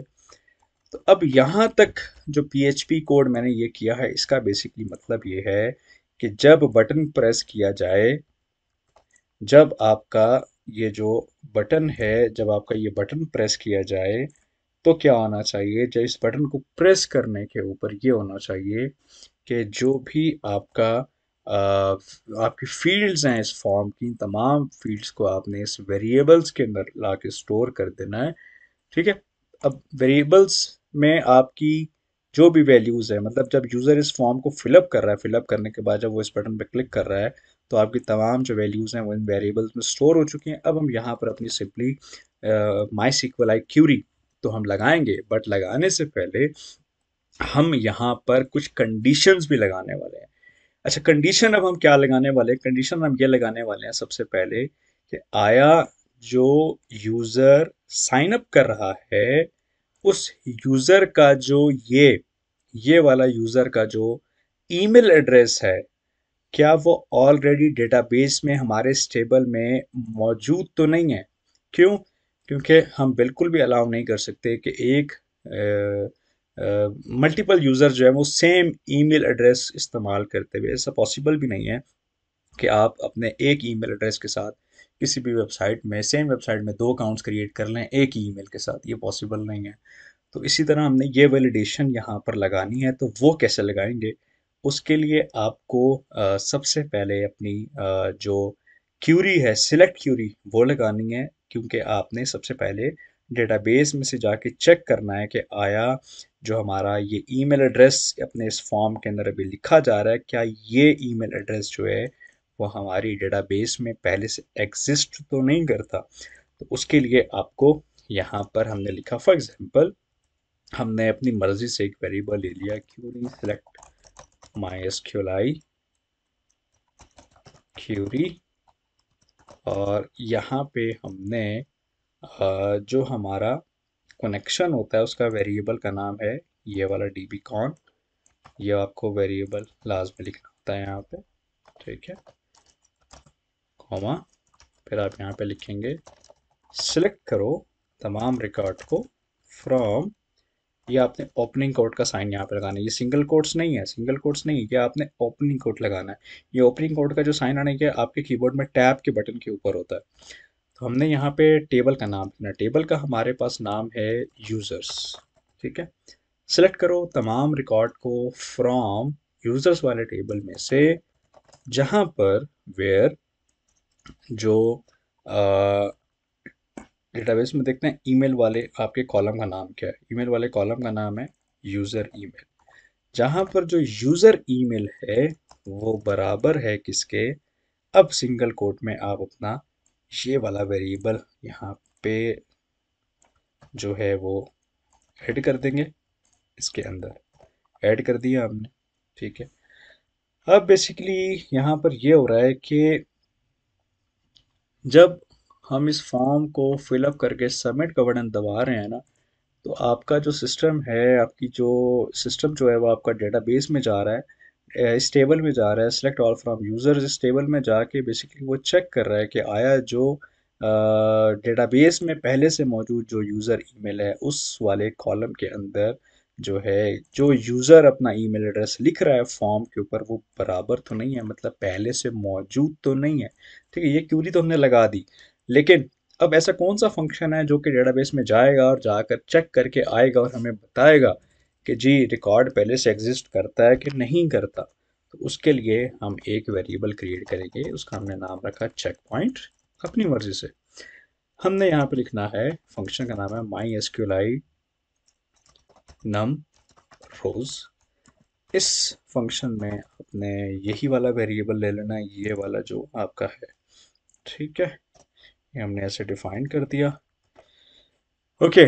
तो ये बेसिकली जो माई सिक्वल क्यूरी में हमने ये स्टेटमेंट पूरी डिफाइन किया, ये बेसिकली समझ लें कि एक एक पाथ बताया कि फ़लाँ जगह पर जाना है और जाकर ये चीज़ चेक करके आनी है कि जो फॉर्म में लिख रहा है ईमेल एड्रेस वो डेटाबेस में पहले मौजूद तो नहीं है। तो अब कौन सा फंक्शन है जो कि जाएगा डेटाबेस में और चेक करके हमें आके नंबर ऑफ रोज बताएगा जो अफेक्ट हो रही हैं। अफेक्ट से मुराद ये है कि बेसिकली ये फंक्शन जो है वो हमारे डेटाबेस में जाएगा, टेबल में जाएगा, टेबल में पहली रो देखेगा कि आया पहली रो में ये ईमेल तो नहीं है, फिर दूसरी रो में ईमेल तो नहीं है, तीसरी रो में ईमेल तो नहीं है। अगर सपोज करें कि किसी पूरे टेबल के अंदर जो ईमेल है वो एग्जिस्ट ही नहीं करता, तो ये फंक्शन हमें आके ज़ीरो बताएगा। अगर पूरे टेबल में एक जगह पर वो ईमेल एग्जिस्ट कर रहा है तो हमें आके वन बताएगा, अगर दो जगह पे एग्जिस्ट करे तो हमें आके दो बताएगा। ठीक है, इस तरह से। और अगर जो ईमेल हम लिख रहे हैं वो ईमेल पूरे टेबल में मौजूद ही नहीं है तो फिर जो है वो हमें ये बेसिकली आकर बताएगा ज़ीरो। राइट। तो अब हमने यहाँ पर इफ़ कंडीशन लगानी है कि अगर जो चेक पॉइंट है, चेक पॉइंट वो बराबर हो जाते हैं ज़ीरो के, मतलब जो यूज़र इस वक्त हमारे फॉर्म में साइन अप कर रहा है, जो ईमेल एड्रेस वो अपना फॉर्म के अंदर लिख रहा है, वो ईमेल एड्रेस अगर डेटाबेस में पहले से मौजूद नहीं है, ये है इस इफ कंडीशन का मतलब, क्योंकि ज़ीरो है। अगर मौजूद नहीं है तब हमने इसको प्रोसीड करवाना है। अगर मौजूद नहीं है तो फिर इस करली ब्रैकेट में हम अपना जो भी आगे प्रोसीजर है वो डिफाइन करेंगे। लेकिन एल्स अगर ऐसा नहीं होता, कैसा नहीं होता कि अगर ये ज़ीरो नहीं होता, ज़ीरो नहीं होने से मुराद ये है कि आया जो यूज़र फॉर्म के अंदर जो ईमेल एड्रेस लिख रहा है वो ईमेल एड्रेस पहले से ही एग्जिस्ट करता है, तो फिर क्या करना है? फिर ये करना है जी, एक एरर वेरिएबल बनाते हैं, यहाँ पर हम एक मैसेज शो करवा देते हैं। सिंपल सिंपल सा मैसेज शो कराते हैं। मैसेज में हम लिख देते हैं हम फॉर एग्जांपल मैसेज में लिखते हैं कि जी this email address already exists। ठीक है, ये हमने एक वैल्यू स्टोर कर ली अपने एरर मैसेज को शो करवाने के लिए। ठीक है, मतलब जो हमारा एरर मैसेज है वो हमने एक वेरिएबल में भी फिल वक्त स्टोर करवा लिया, इसको अभी हम नीचे कॉल करेंगे बाद में। अच्छा जी, ये हो गया। लेकिन अब अगर for example check point zero होता है, मतलब डेटाबेस में मौजूद नहीं है, मतलब जो ईमेल मैं यहाँ लिख रहा हूँ वो डेटाबेस में मौजूद नहीं है, तो फिर साइन अप आगे प्रोसीड होना चाहिए। अगली वैलिडेशन ये है कि आया पासवर्ड और कंफर्म पासवर्ड आपस में मैच हो रहे हैं कि नहीं हो रहे हैं, इनको भी चेक करवाना है ना पहले। तो उसके लिए अब हम यहाँ पर आएंगे, अगेन इसी के अंदर ये एक और इफ कंडीशन लगाएंगे। हम यहाँ पे लिखेंगे इस इन दोनों को, ये पासवर्ड और ये कंफर्म पासवर्ड आपस में मैच करते हैं कि नहीं करते, तो उसके लिए हमने यहाँ पे लिखा password equal to confirm password, कि अगर पासवर्ड और कंफर्म पासवर्ड दोनों आपस में बराबर हैं, इक्वल हैं, तो फिर जो है वो यहाँ पर अगली चीज़ पास हो तब यहाँ पर हम क्यूरी लगाएंगे डेटाबेस में भिजवाने वाली। लेकिन ऐसा नहीं होता, मतलब अगर यूज़र नेम और पासवर्ड आपस में मैच नहीं होते तो फिर एरर जो है वो क्या होना चाहिए, सेम वेरिएबल ले लें, इसमें यहाँ पे लिखें the passwords does not match. ठीक है, ये सिंपल। राइट। तो हमने यहाँ पर ये किया कि डेटाबेस में जो ईमेल एड्रेस है क्या वो पहले एग्जिस्ट करता है कि नहीं करता। अगर तो एग्जिस्ट नहीं करता तो फिर अगली वैलिडेशन पर जाओ, और एग्जिस्ट अगर कर कर जाता है एल्स, तो यहीं पर ही पहले ही एरर मैसेज शो करवा दो कि ईमेल पहले से एग्जिस्ट करता है। तो अब अगर फॉर एग्जांपल ले लें कि दोनों जो हमारे चेक्स हैं वो यूज़र बाईपास कर जाता है। बाईपास से मुराद ये है कि जो वो ईमेल एड्रेस लिख रहा है वो डेटाबेस में वो मौजूद नहीं है, वो बिल्कुल नया ईमेल एड्रेस है, और उसके दोनों पासवर्ड्स भी अगर आपस में मैच करते हैं, तो फिर क्या करना चाहिए? तो फिर ये करना चाहिए कि अब हम यहाँ पर कहेंगे कि जी क्यूरी लगा दो, कौन सी क्यूरी लगा दो? क्यूरी लगानी है हमने इंसर्ट की, रिकॉर्ड इंसर्ट करवाना है हमने, insert into opening quote users के टेबल में सेट। सेट में हम यहाँ पे लिखेंगे, क्या लिखेंगे, थोड़ा सा ना मैं इसको इंटर करके नीचे ले आता हूँ ताकि आप लोगों के लिए आसान हो जाएगा इसको रीड करना। ठीक है, ये पूरी एक क्यूरी है ये वाली। राइट। तो अब हम यहाँ पे लिखेंगे बेसिकली ये कि पहला हमारा है कॉलम का नाम है, यूज़र आईडी इसको हम छोड़ देंगे क्योंकि ऑटो इंक्रीमेंट इसके अंदर वैल्यूज़ खुद ब खुद ऐड होती चली जाएंगी। यूज़र फुल नेम, तो यूज़र फुल नेम में हमने क्या चीज़ इंसर्ट करवानी है, यूज़र का जो फुल नेम है वो। तो सिंगल कोट में डिफाइन करेंगे आप लोग इसको, कॉमा लगाएं, नीचे आएँ। अगला है यूज़र ईमेल, तो हम इसमें यूज़र ईमेल में डिफाइन करेंगे ईमेल एड्रेस वाला वेरिएबल, कॉमा लगाएं। फिर नेक्स्ट है आपका यूज़र पासवर्ड, वो हम यहाँ पे डिफाइन करेंगे क्या चीज़, यूज़र पासवर्ड। ठीक है, वो हमने यहाँ पे लिखा, सॉरी ये ऊपर वाला वेरिएबल आएगा हमारे पास, ये वाला। ठीक है, ये जी हमने यहाँ पर अपनी क्यूरी मुकम्मल तौर पे लिख ली है, सेव कर ली है, सेव हो गई। मतलब यहाँ पर जो है वो हमारा डेटा जो है यहाँ तक स्टोर हो रहा है। जब डेटा स्टोर हो रहा है तो हमें एक सक्सेस मैसेज भी यहाँ पे लिखवाना है, तो हम सक्सेस मैसेज यहाँ पे लिखवाते हैं। हम लिखते हैं for example awesome your account has been created successfully. ठीक है, इस तरह से हमने एक सक्सेस मैसेज शो करवा दिया। ठीक है जी, अब ये जो एरर्स और सक्सेस मैसेजेस हैं बेसिकली, इनको अब हमने यहाँ पर कॉल करना है। कहाँ पे कॉल करें, मतलब कहाँ पे शो करवाएं, कब कोई एरर आए या कोई सक्सेस मैसेज जो कहाँ पे शो हो। हम चाहते हैं कि जो हमने हॉरिजेंटल लाइन लगाई हुई है इसके नीचे शो होना चाहिए, तो वो है यहाँ पे इस लाइन के नीचे। तो यहाँ पर हम PHP के टैग्स लगाएंगे। ठीक है, और यहाँ पे कंडीशन लगाते हैं कि अगर वैलिडेट करें, क्या वैलिडेट करे, एरर मैसेज, एरर वाला वेरिएबल अगर वैलिडेट करे तो इको कर दो एरर वाले वेरिएबल को। ठीक है, अब इफ के अगर वैलिडेट करे क्या, सक्सेस वाला वेरिएबल, तो फिर क्या करो, इको कर दो इसको, सक्सेस वाले वेरिएबल को। डेट्स इट, ये हमने ऊपर एरर वाला शो करा दिया, नीचे हमने सक्सेस वाला शो करवा दिया। अगर आप इनको थोड़ा सा लाइक थोड़ा सा बूटस्ट्रैप के साथ बेहतर शो करवाना चाहें वो भी कर सकते हैं। आप इसको इको करवाने से पहले यहीं पर आप जो है वो स्ट्रिंग में इसकी डिव लगा के क्लास भी लगा सकते हैं, के जी इस तरह से अलर्ट, अलर्ट एरर है ना, तो इसके लिए आप डेंजर लगा दें। ठीक है, कनकेटिनेट करें, वेरिएबल आएगा, फिर कनकेटिनेट करके ये डिव आपकी क्लोज हो जाएगी। ठीक है, सेम काम आप यहाँ पर ऐसे कर लें, कॉपी पेस्ट, यहाँ पे सक्सेस हो जाएगा और यहाँ पर भी ये वाला वेरिएबल आपका इस तरह से आ जाएगा। ठीक है, ये हमने कर लिया यहाँ तक। फाइल सेव करते हैं। अब हम इसको चेक करके देखते हैं कि जी क्या पोजीशन चल रही है। रिफ्रेश करते हैं एक दफ़ा हम अपने इस पेज को। एरर शो हो रहा है, एरर कहाँ पे आ रहा है, लाइन नंबर 29 पे चेक करते हैं।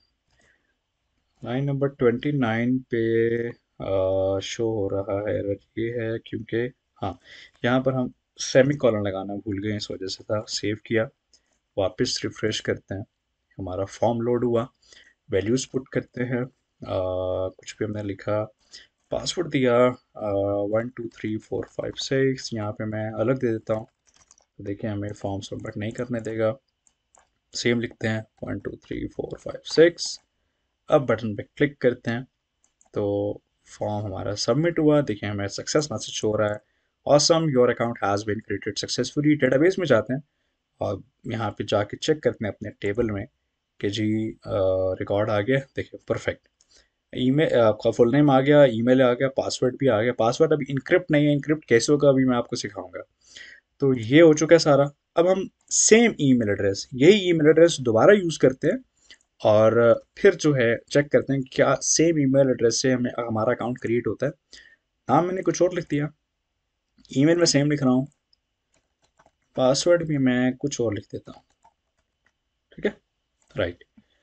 अब ईमेल सेम है, बाकी तमाम वैल्यूज़ डिफरेंट है। साइन अप करते हैं तो देखें आपको मैसेज शो कर रहा है कि this email address already exist. Check करते हैं टेबल में जाके क्या रिकॉर्ड आ तो नहीं गया। देखें रिकॉर्ड भी आपके पास नहीं आया। मैं रिफ्रेश करता हूँ अगेन, तो आपके पास जो टेबल में रिकॉर्ड भी नहीं ऐड नहीं हुआ। ठीक है, तो अब हम ज़रा ईमेल अपना चेंज करके देखते हैं। ईमेल हम चेंज करते हैं।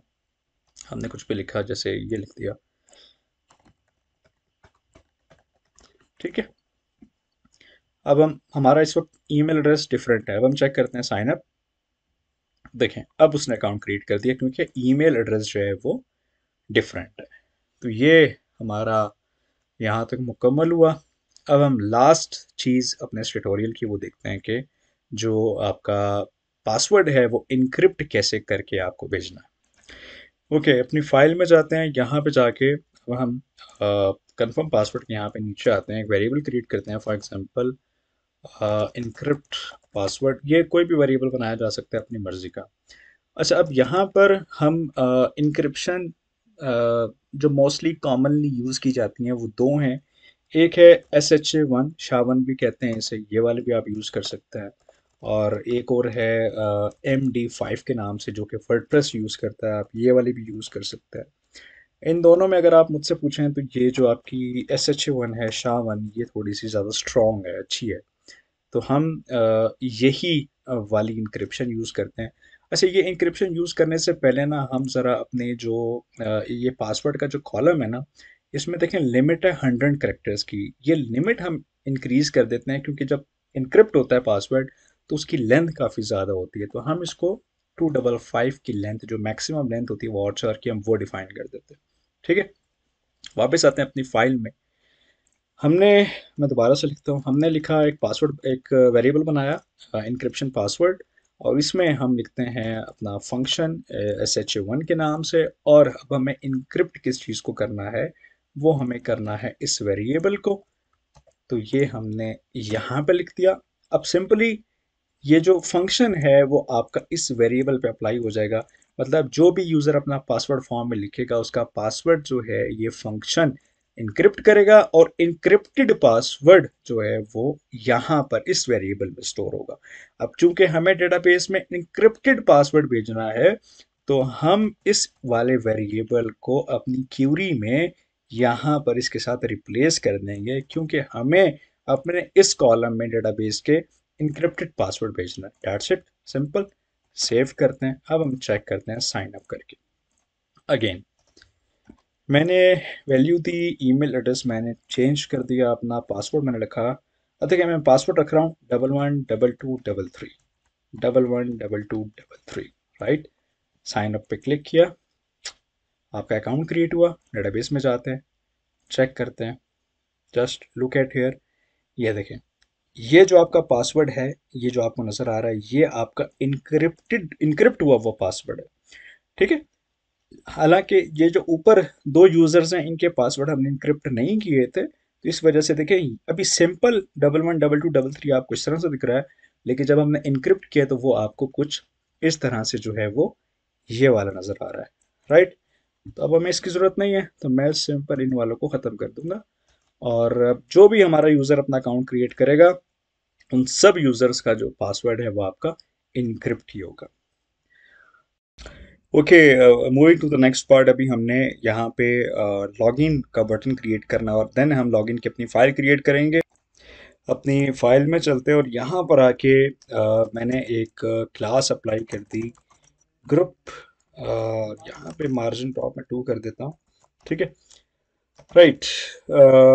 एंकर टैग लगाते हैं, सिंपल लॉगिन डॉट पी की फाइल बनाएंगे, और यहाँ पर हम बटन की क्लास डिफाइन कर देते हैं। For example B T N success के नाम से, और इसकी भी विड्थ 100% कर देते हैं। और इसमें भी टेक्स्ट का जो फॉन्ट स्टाइल है हम यही कर देंगे। और देन यहाँ पे हम लिखते हैं already already have account login. ठीक है, सेव। चेक करते हैं जी कैसे आता है। राइट, हमें ऐसे शो कर रहा है कि अगर आपका पहले से अकाउंट है तो फिर लॉगिन करें, और अगर नहीं है तो फिलअप करें और साइन अप कर लें।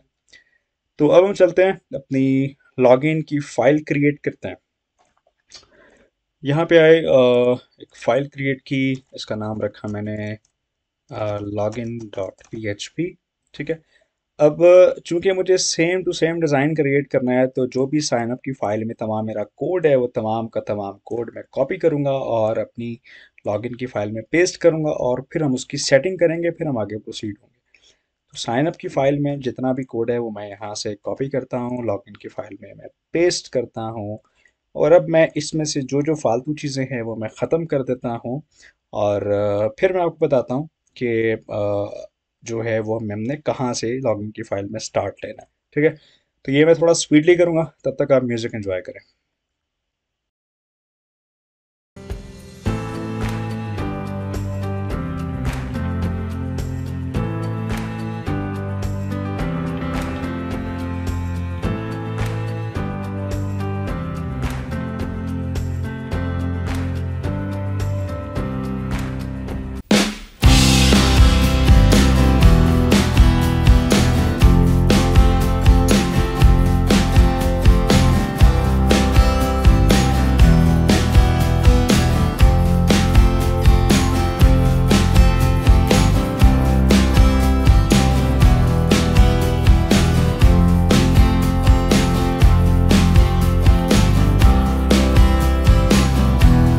क्या क्या कर लिया मैं आपको दिखाता हूँ।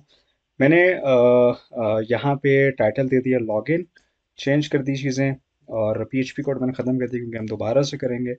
अच्छा, फॉर्म के अंदर मैंने आईडी चेंज कर दी। फॉर्म के अंदर जो है वो मैंने यहाँ पे मैं आपको दिखाता हूँ। फॉर्म के अंदर मैंने यहाँ पर सिर्फ दो फील्ड्स लिखी, क्योंकि हमने ईमेल और पासवर्ड ही यूज़ करना है लॉगिन फॉर्म के अंदर। तो ईमेल और पासवर्ड बटन क्रिएट कर लिया साइन इन का। और अगर यूज़र का अकाउंट ऑलरेडी नहीं है, पहले से नहीं है, तो यूज़र यहाँ पे क्लिक करके साइन अप फॉर्म पे चला जाएगा। बट अगर यूज़र का अकाउंट ऑलरेडी है, तो वो यहाँ से लॉगिन बटन पे क्लिक करके लॉगिन के बटन पर इस तरह से आ जाएगा।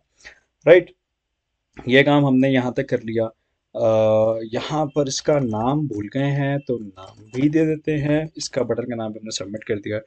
राइट, नीचे आते हैं। यहाँ पे देखें, जो मैंने फॉर्म को आईडी डिफाइन की थी लॉगिन फॉर्म, वही आईडी मैंने अपने इस वैलिडेशन के स्क्रिप्ट में भी डिफाइन कर दी। यहाँ पर भी हमें सिर्फ ईमेल, क्योंकि दो फील्ड्स हैं, ईमेल और पासवर्ड, उन दोनों के रूल्स डिफाइन किए, उन दोनों के मैसेजेस भी हमने डिफाइन कर दिए। डेट्स इट, यहाँ तक हमारा काम मुकम्मल हो चुका है। अब हम आगे बढ़ते हैं और देखते हैं कि जब हम यूज़र नेम और ईमेल और पासवर्ड लिखें, साइन करें, तो हमारे सिस्टम को पहले चेक करना है कि आया ये यूज़र ऑलरेडी डेटाबेस में एग्जिस्ट है कि नहीं है। अगर एग्जिस्ट है तो फिर वो लॉगिन करे, और अगर एग्जिस्ट नहीं करता है तो फिर सिंपली एरर मैसेज जो है वो डिस्प्ले कर दें।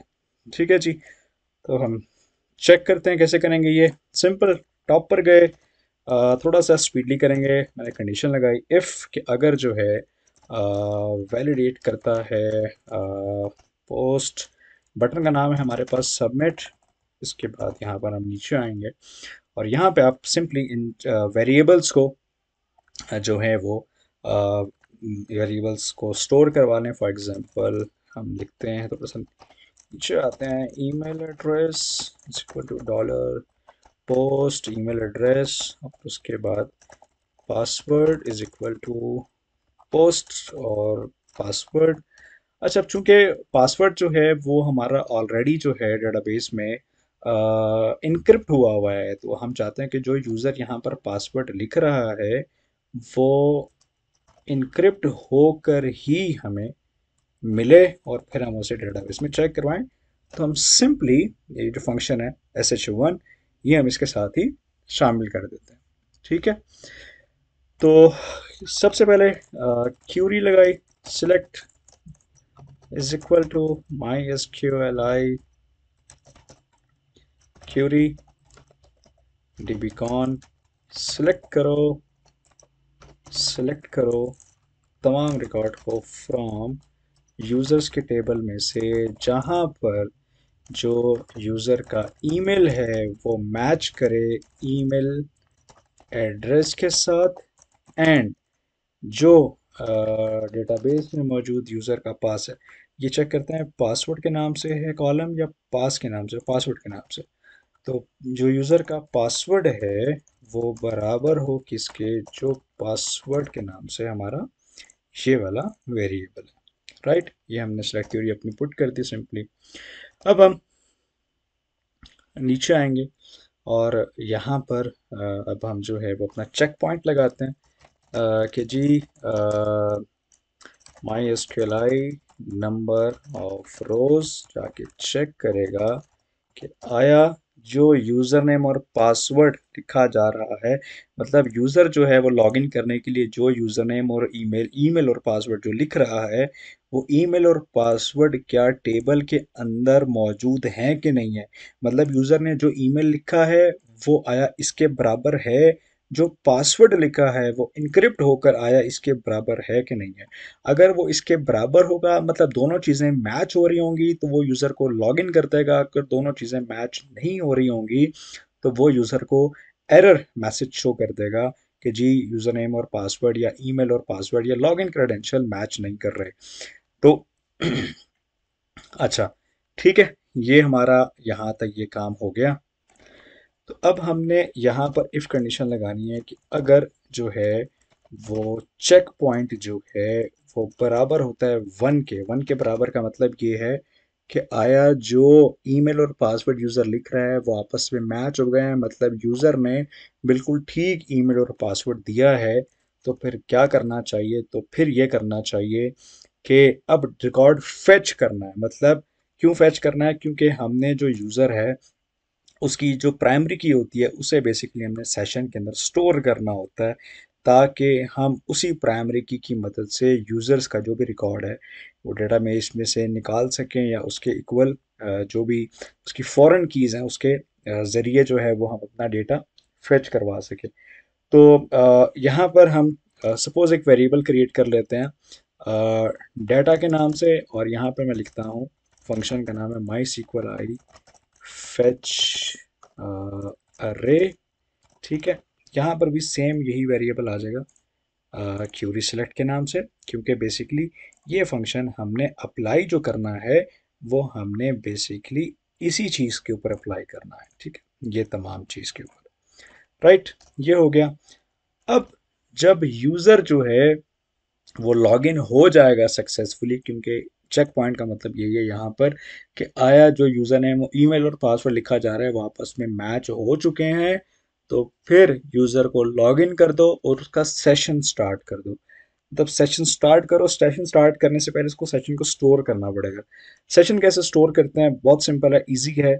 आपने लिखना है डॉलर अंडरस्कोर सेशन, ये ग्लोबल वेरिएबल आप लेंगे।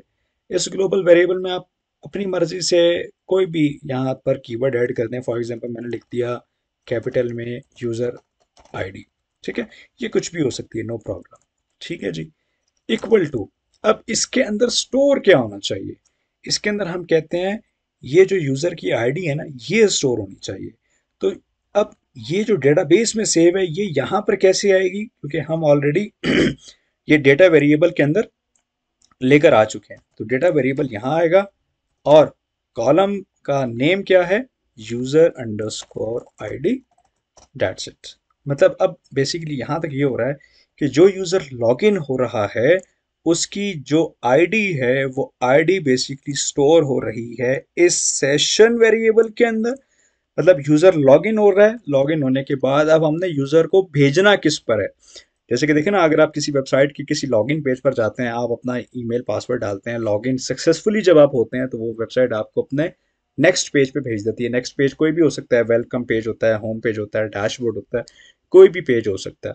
तो हम यहाँ पर जैसे मिसाल के तौर पे हम कहते हैं जैसे यूज़र लॉगिन हो जाए तो उसको भेजना है हमने index dot P H P वाले पेज के ऊपर। तो हमने इसलिए हम बेसिकली लिखते होते हैं हेडर।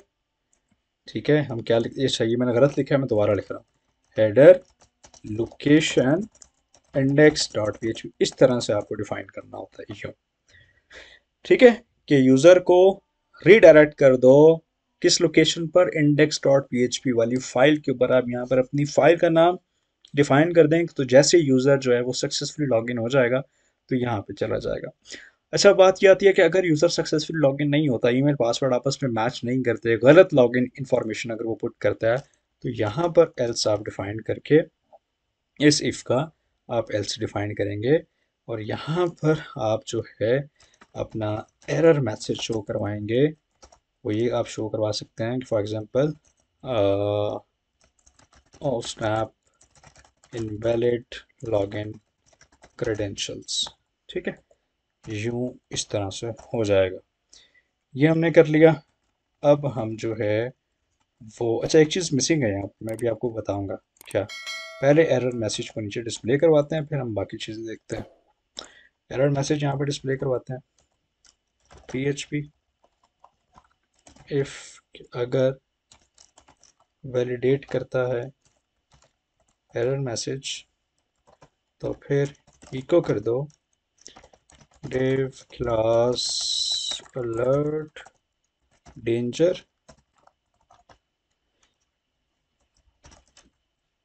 एरर मैसेज को। ठीक है, div क्लोज कर दो इस तरह से। राइट, ये हमने एरर मैसेज को जो है वो यहाँ पे डिस्प्ले करवा दिया। अच्छा, अब बात ये है कि जब आप बेसिकली सेशंस का इस्तेमाल कर रहे होते हैं ना, तो आपको एक फंक्शन में डिफाइन करना होता है जो कि सेशंस को स्टार्ट करता है। यहाँ पर आप सेशन को स्टोर कर रहे हैं, स्टोर करने के बाद सेशन को स्टार्ट भी करना होता है। तो सेशन को स्टार्ट करने के लिए आपको अपनी फाइल में सबसे टॉप के ऊपर एक फंक्शन डिफाइन करना होता है सेशन अंडरस्कोर स्टार्ट के नाम से। ये जो फंक्शन है ना, ये फंक्शन आपको सबसे टॉप पे लिखना लाजमी है। ये अगर आप इस फंक्शन के ऊपर अगर कोई और कोड होगा तो वो आपकी फाइल में एरर्स क्रिएट कर सकता है। आपका जो यूज़र है वो एक पेज से दूसरे पेज पे रिडायरेक्ट नहीं हो पाएगा, या सेशन सही तरह से स्टार्ट नहीं हो पाएगा। तो मेक श्योर इस फंक्शन को आपने सबसे टॉप पर डिफाइन करना है। फाइल को हम सेव करते हैं और अब हम चेक करते हैं। चेक करने से पहले आपको ये फाइल भी तो क्रिएट करनी है ना, जिस फाइल के अंदर आप जो है वो यूज़र को कोई भी लाइक ले लें वेलकम मैसेज या किस कोई भी जो है वो अपना शो करवाएंगे। ठीक है, तो हम आते हैं अब इस फाइल को क्रिएट करते हैं। फाइल क्रिएट करते हैं, यहाँ पर हम गए, फाइल का नाम रखा हमने index.php के नाम से। इस फाइल को मैं बहुत सिंपल क्रिएट करूँगा, इतना ज़्यादा इसमें स्टाइलिंग नहीं करने वाला हूँ। मैं सिंपल यही कोड अपना कॉपी करूँगा। ठीक है जी, बॉडी क्लोज करते हैं और HTML क्लोज करते हैं, और यहाँ पर हम दे देते हैं इसको वेलकम टू डैशबोर्ड। ठीक है, और बॉडी में हम यहाँ पे जो है वो अपना सिंपली डिफाइन कर देते हैं लाइक डिव कंटेनर। ठीक है, और इसमें रो डिफाइन करते हैं, और इसमें एक रो ले लेते हैं फुल। यहाँ पर हम अपना सेंटर का टैग लगा के, या फिर हम ऐसे भी कर सकते हैं H2 का टैग लगाएं। यहाँ पर हम लिखें वेलकम टू यूज़र डैशबोर्ड। ठीक है, ये हमने डिफाइन कर दिया। नीचे आप जो है वो अपने कोई भी हम पैराग्राफ्स बना के, कोई भी डमी टेक्स्ट, ये फिल्म में आपको समझाने के लिए कर रहा हूँ, आप इसमें यहाँ पर कुछ भी ले सकते हैं। ठीक है, ये हमने कुछ डिफाइन कर दिया। ठीक है जी, ज़रा इस फाइल को एक दफ़ा एग्जीक्यूट करके चेक करते हैं सेपरेटली कि ये हमें कैसे दिखती है। हम इस फाइल को ज़रा एग्जीक्यूट करते हैं, /index.php। ये जी हमें इस तरह से ये यहाँ पर दिख रहा है। लॉग आउट का बटन भी यहाँ पर क्रिएट कर देते हैं। ठीक है, कि यूज़र लॉग आउट भी होना चाहिए। ठीक है, वो लॉग आउट का जो बटन है वो लॉग आउट की फाइल में बाद में बनाऊंगा, अभी फिलहाल मैं यहाँ पर बटन क्रिएट कर रहा हूँ। तो यहाँ पर मैं आया, मैंने लिखा log out dot P H P, log out, class लगाते हैं btn danger, that's it. Check करते हैं, परफेक्ट। ठीक है, वेलकम टू यूज़र डैशबोर्ड, इस तरह से हो गया। अच्छा, अगर आप चाहते हैं ना यहाँ पर नाम भी डिस्प्ले हो, मतलब जो यूज़र लॉगिन कर रहा है उसका अगर आप यहाँ पर नाम भी शो करवाना चाहते हैं, वो भी किया जा सकता है। वो कैसे किया जा सकता है, मैं एक तो तरीक़ाकार है बहुत लाइक डिटेल वाला, वो नहीं बताऊंगा अभी, थोड़ा सा शॉर्टकट वाला बता देता हूँ। देखें, जहाँ आप यूज़र को यहाँ लॉगिन करवा रहे हैं ना, और सेशन के अंदर उसकी आईडी स्टोर करवा रहे हैं, इसी को मैं डुप्लीकेट करता हूँ। यहाँ पर मैं इस सेशन का नाम देता हूँ यूज़र नेम, और यहाँ पर मैं उसका फुल नेम जो कि ये वाला कॉलम है आपका फुल नेम वाला। ये वाला, ये मैं यहाँ पे रख देता हूँ।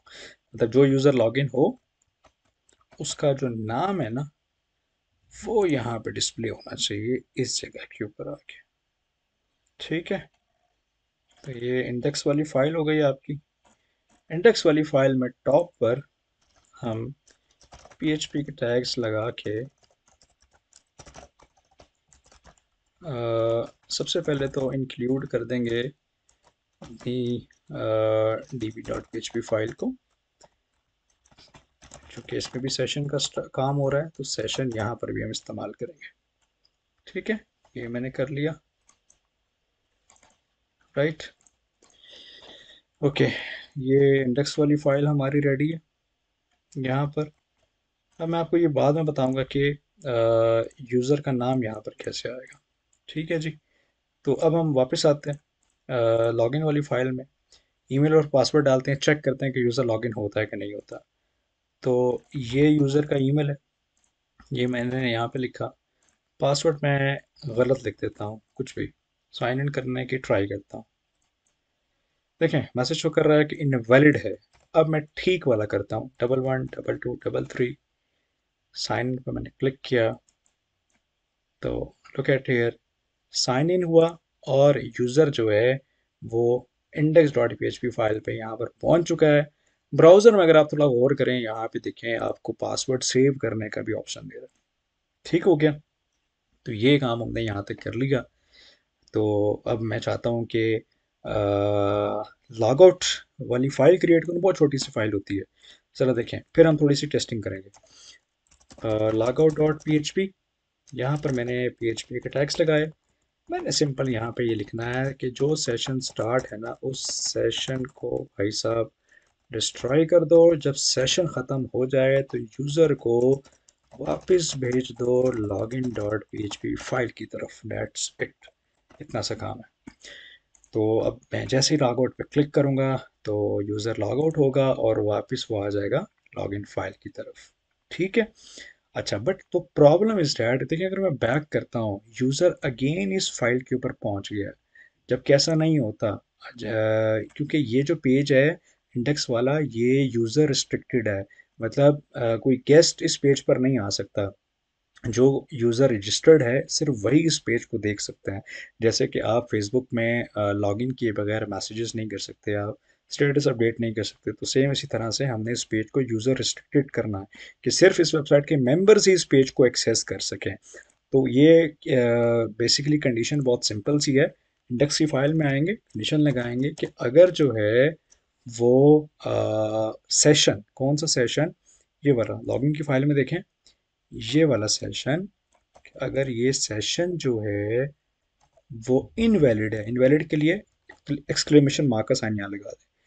इनवैलिड का मतलब ये हो जाएगा यहाँ पर कि ये एग्जिस्ट ही नहीं करता। ये एग्जिस्ट तब नहीं करेगा जब यूज़र लॉग इन नहीं होगा डेफिनेटली।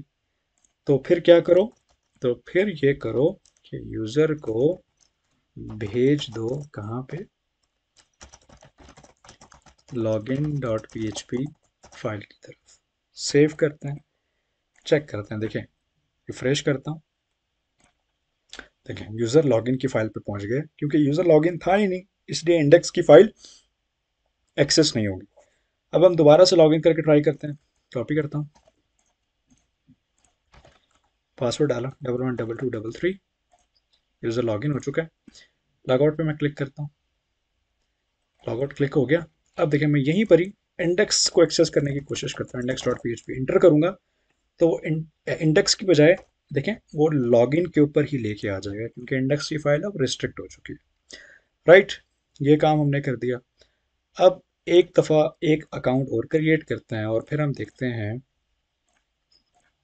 1 2 3 4 5 6, 1 2 3 4 5 6, साइन मी अप है जी। लॉगिन साइन अप हो चुका है। अब हम इसी से लॉगिन करते हैं, डेटाबेस में भी चेक करते हैं, यूज़र आ गया, यूज़र आ चुका है।